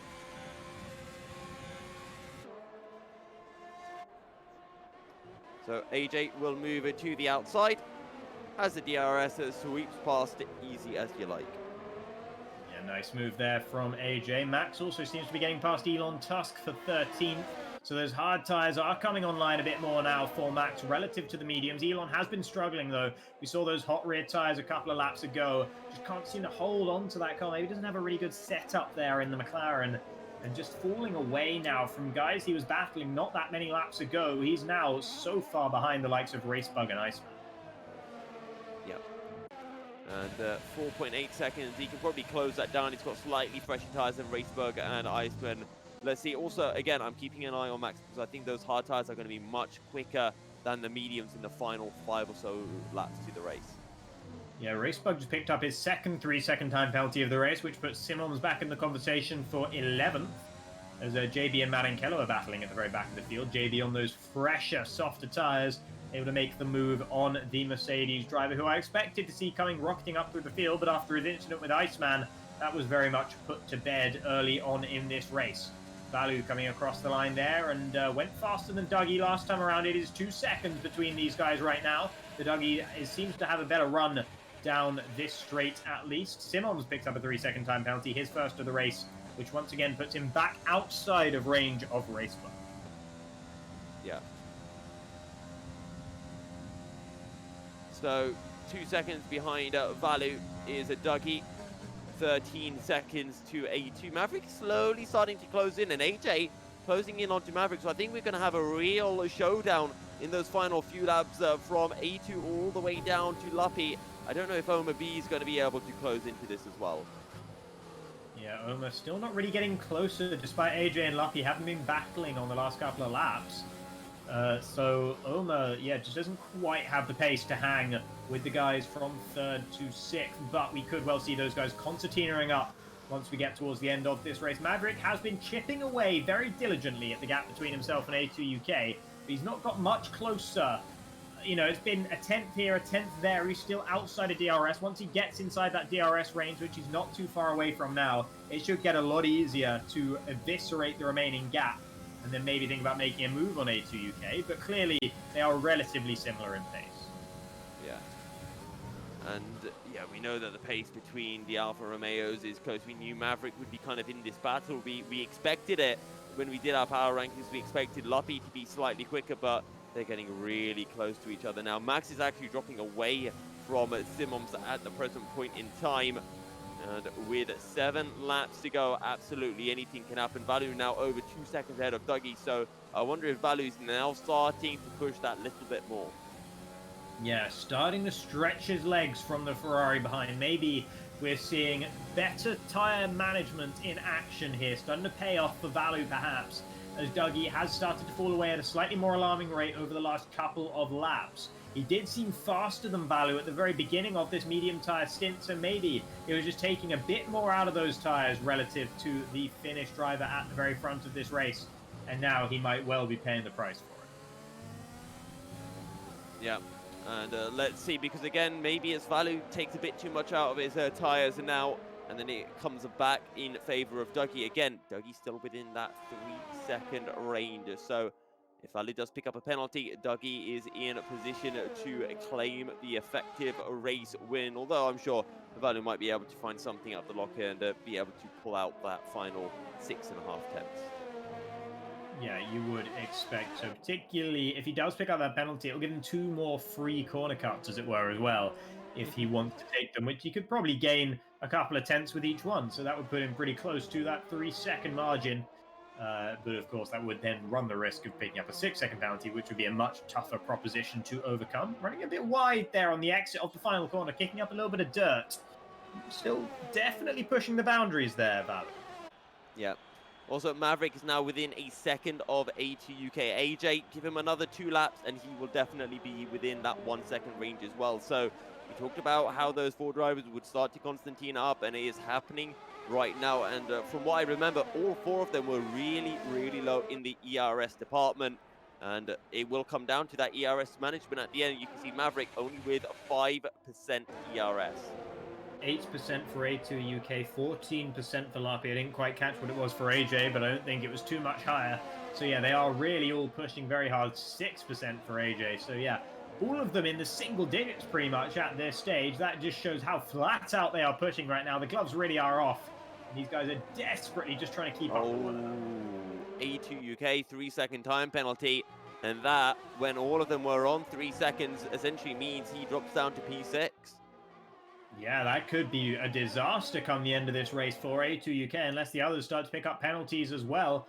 And they are all pushing very hard, so it's definitely a possibility. But if Maverick is aware, Maverick also has 6 seconds. I didn't notice that earlier on in the race. So AJ might well be looking at that podium spot you had him signaled down for.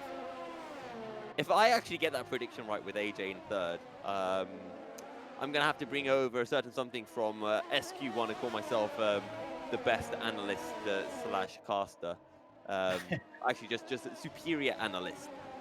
Superior analyst. Well, I wouldn't dare to presume anything otherwise anyway.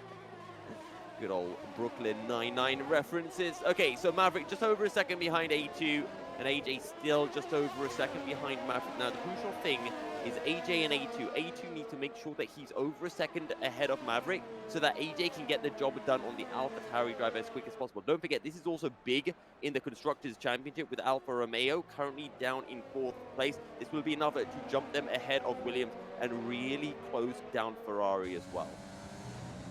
Indeed, yeah, and I mentioned before the race, if they can get another 4th and 6th like they had in Singapore, they'll be looking good. 3rd and 5th is one step better on both counts, so definitely I'll be relatively happy with the way this is going for now. And it would be 3rd and 5th, though the drivers would be switched around once the penalties have been factored in. So that's a little bit confusing to think about, but it would be AJ in 3rd and A2 in 5th. Elon has fallen down now to the very back of the order behind Maranello, so really struggling on those mediums now. Yeah, and don't forget as well, if A2 can find another 2/10, he'll actually stay in 4th because Luppy right now is about 2.7 seconds behind A2. So that is something else to bring into play. It might actually be smart if AJ can find a way past Maverick for A2 to let AJ through so that he can drag him along further ahead of Luppy. Or even if AJ can get past Maverick just to start slowing them up a little bit on the slower sections of the track where it's harder to get past. There's not too many corners here where you can do that, though. You can send it up the inside a lot of the 90-degree right-handers if someone is driving comically slowly through those. So it wouldn't be that easy of a task for AJ, and I'm not sure how intent he would be on helping his teammate out in that regard, because of course there's always the chance that A2 would try and break 3 seconds to AJ and deny him his first podium of the season as well. So I doubt they're going to be playing ball to that extent, but it would be very interesting to see if that were to happen.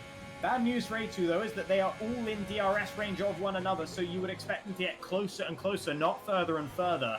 So it's unlikely that Luppy is going to finish this race outside of 3 seconds of A2 unless some shenanigans do occur. Yeah, the thing to mention is that Maverick has been pushing to get within to A2's range, whereas I think AJ has had a much easier time to get within 1 second of Maverick. So he just needs to spend the next couple of laps just saving up ERS to have a really big go into either turn 2 or turn 12. Which one is better? Oh, sorry, pardon me, turn 13. Which one is better is anyone's guess right now.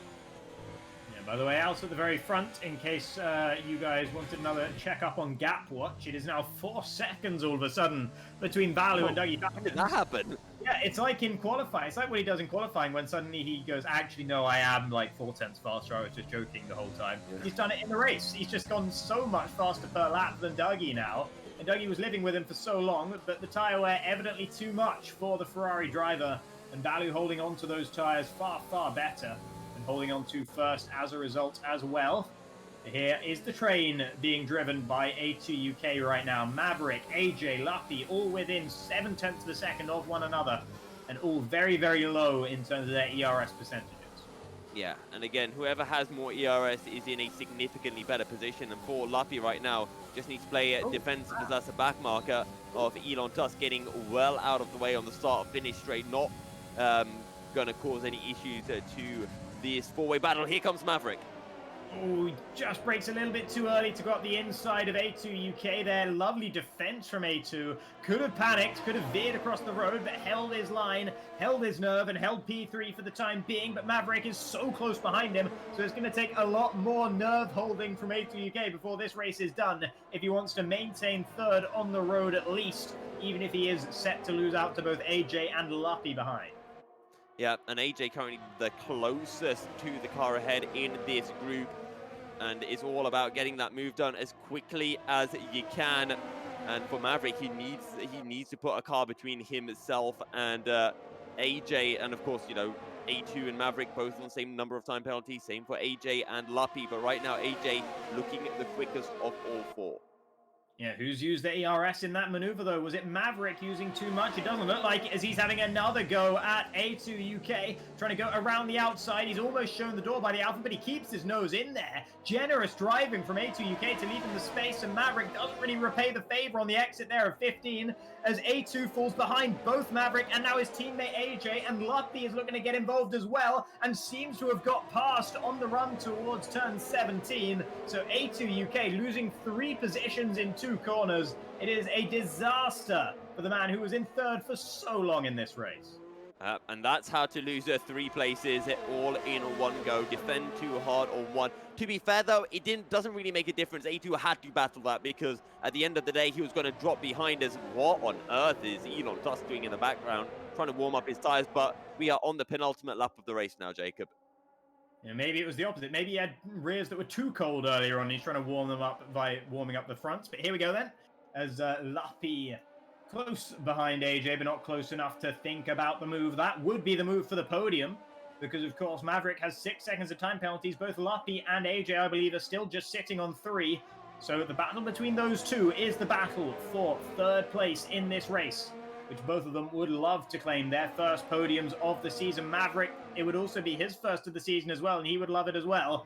But with that 6 seconds worth of time penalties, it is unlikely that he'll be able to finish ahead of either the Alfa Romeo behind or the Racing Point. I tell you what, Maverick's really pushing as well. I've seen him track extend at least once. He might be on the verge of another time penalty. So Maverick's going to have to play a little bit cautious now to ensure he doesn't run wide. So I think AJ will be able to get past him.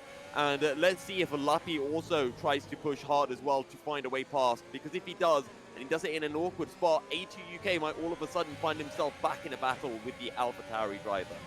Yeah, A2, his pace wasn't that much less than these guys, and he's still sticking with them pretty comfortably in 6th. If I'm AJ here, I think what I'm doing is I'm sticking behind Maverick. Unless he's worried, unless he's on 2 warnings, in which case maybe you want to get past just in case you pick up another time penalty so you can guarantee the position over and above Maverick. But Maverick's DRS that you're getting from him is helping you to defend from Luppy right now. AJ not looking too racy into turn 2. Maybe he's on the same page as me here, as Maverick has a big tank slapper on the exit of 2, and that will compromise him all the way through 3. It's going to be flat out around the outside for AJ. There's the penalty for Vallu, but that's just academic at this point. 7.3 seconds now, the gap between himself and Dougie Falcons. AJ still looking very racy on the rear end of Maverick, who's just about hanging on to that AlphaTauri for now. Yeah, but we're going to see AJ going for a move on the next straight. Vallu, like in the last 4 laps, he's just said, right, this is what I can do, ladies and gentlemen. You thought I was pushing before. You thought Dougie could keep up with me. Not a fat chance. He has pulled about 5 seconds in the space of 5 or so laps. He's out flying right now, but when he pushes, he gets time penalties. But AJ's pushing now, and can he get past Maverick? Surely going to be able to do so down into turn 13. We've seen a big defense up the inside, or a big attempt up the inside from Maverick earlier on in the race. Will he try it this time? No, but he bumps the rear end there of AJ, sending him wide, and that might be more battling as Vallu takes the win in this race. Dougie Falcons surely going to take second as well, but now the battle between AJ and Maverick will rage on to the very end of this race. Luppy might well be able to slither up the inside of AJ if AJ's not careful here. Why didn't he just stick behind Maverick? He bumps wheels with the Racing Point. It's 3 wide into the penultimate corner. That makes no sense, and Luppy's round and into A2 UK, who will try and squeeze back past. There's more contact. AJ's taken third. Look at Oma. Oma B takes 4th in the race, demoting Maverick to 5th. A2 in 6th, Luppy in 7th. Walter is probably going to come home in 8th, and he's battling with Rafa Martins further behind as well. But that is going to take some investigation from the stewards after this one. I can guarantee you there. That was far from clean on the last couple of corners. Yeah, as much as I want to take credit for the prediction of AJ, he is 100% getting a penalty for that. He swept across Luppy. He didn't have the space. Luppy played it perfectly. He boxed AJ in, and AJ just said, nah, I'm going to come out anyway. He turned across Luppy. That's what instigated the whole thing.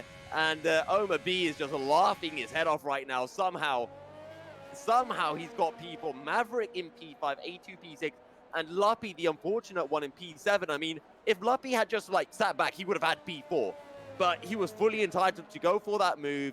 He should have had P3 as well. You know, he had taken advantage of it because AJ went for the move on Maverick. He didn't have to go for the move. I think Maverick may have pulled out some questionable defending, perhaps. Again, something for the stewards to look at. but absolutely crazy in the final 5 corners. Yeah, and Oma B, if there are penalties, if there is going to be a penalty applied to AJ, Oma B is going to be our podium sitter. Right now it is AJ standing up there, though, so congratulations to him for the time being, at least. Of course, we'll see whether the stewards read it in the same way that Milky has or not. I definitely am not confident enough in what I saw there. I'd have to see a couple of replays before I could make judgment. But what I do know is that Vallu has comfortably won this race in the end, even though for a while he was sort of toying with his food, making it look like Dougie might be able to challenge him for the win. But he built the gap up, and even with a 3-second time penalty, it was still 5.2 at the very front for Vallu, ahead of Dougie Falcons, who is one of the few drivers to remain penaltyless in this race. So credit to him, a good race to second. And once again, building a bigger gap on Kalsfer in the championship with the Estonian not present today. Yeah, and again, don't forget, it's not to Kalsfer, it's Dougie. Dougie's second in the championship, and what was a 78-point gap is now, I think, a 91-point gap. So Vallu just going to keep on extending that out, and I think he has a chance of actually claiming the championship next time out in Japan.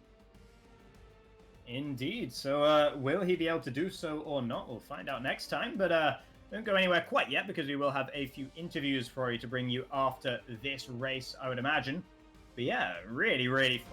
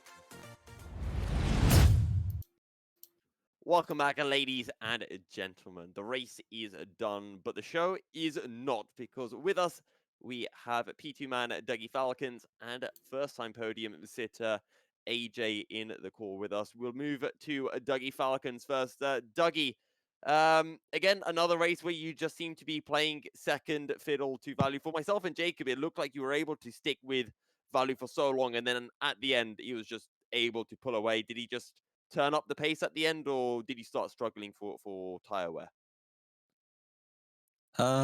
Both. I started to lose his grip, and then he just did a 33-1, and I was just like, "Well, that story's over, pretty much." I was. It was quite boring.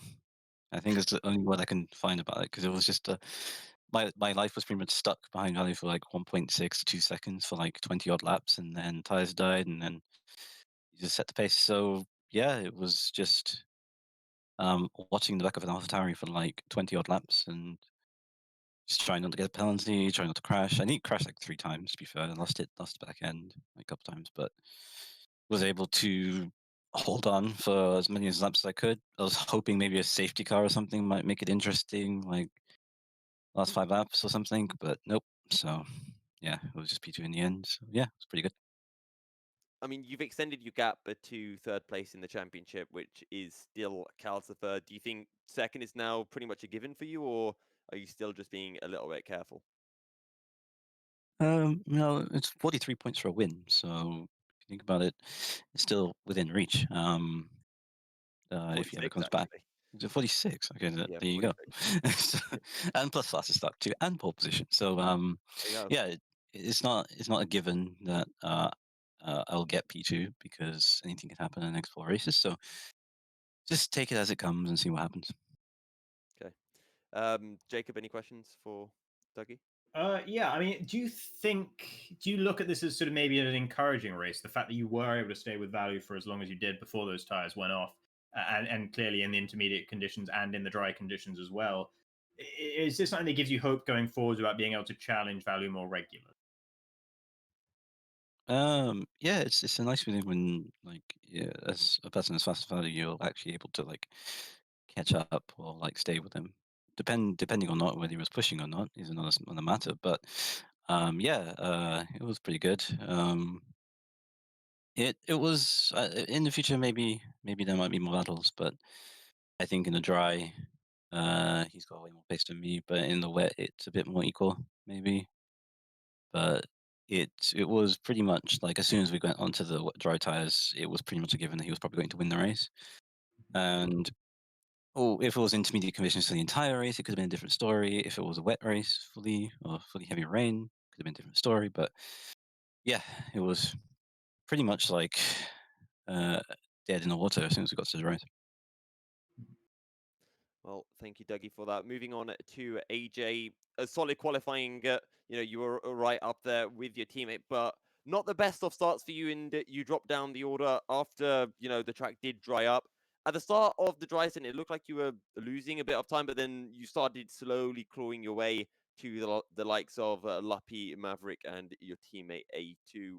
Just how was the race from your side of things?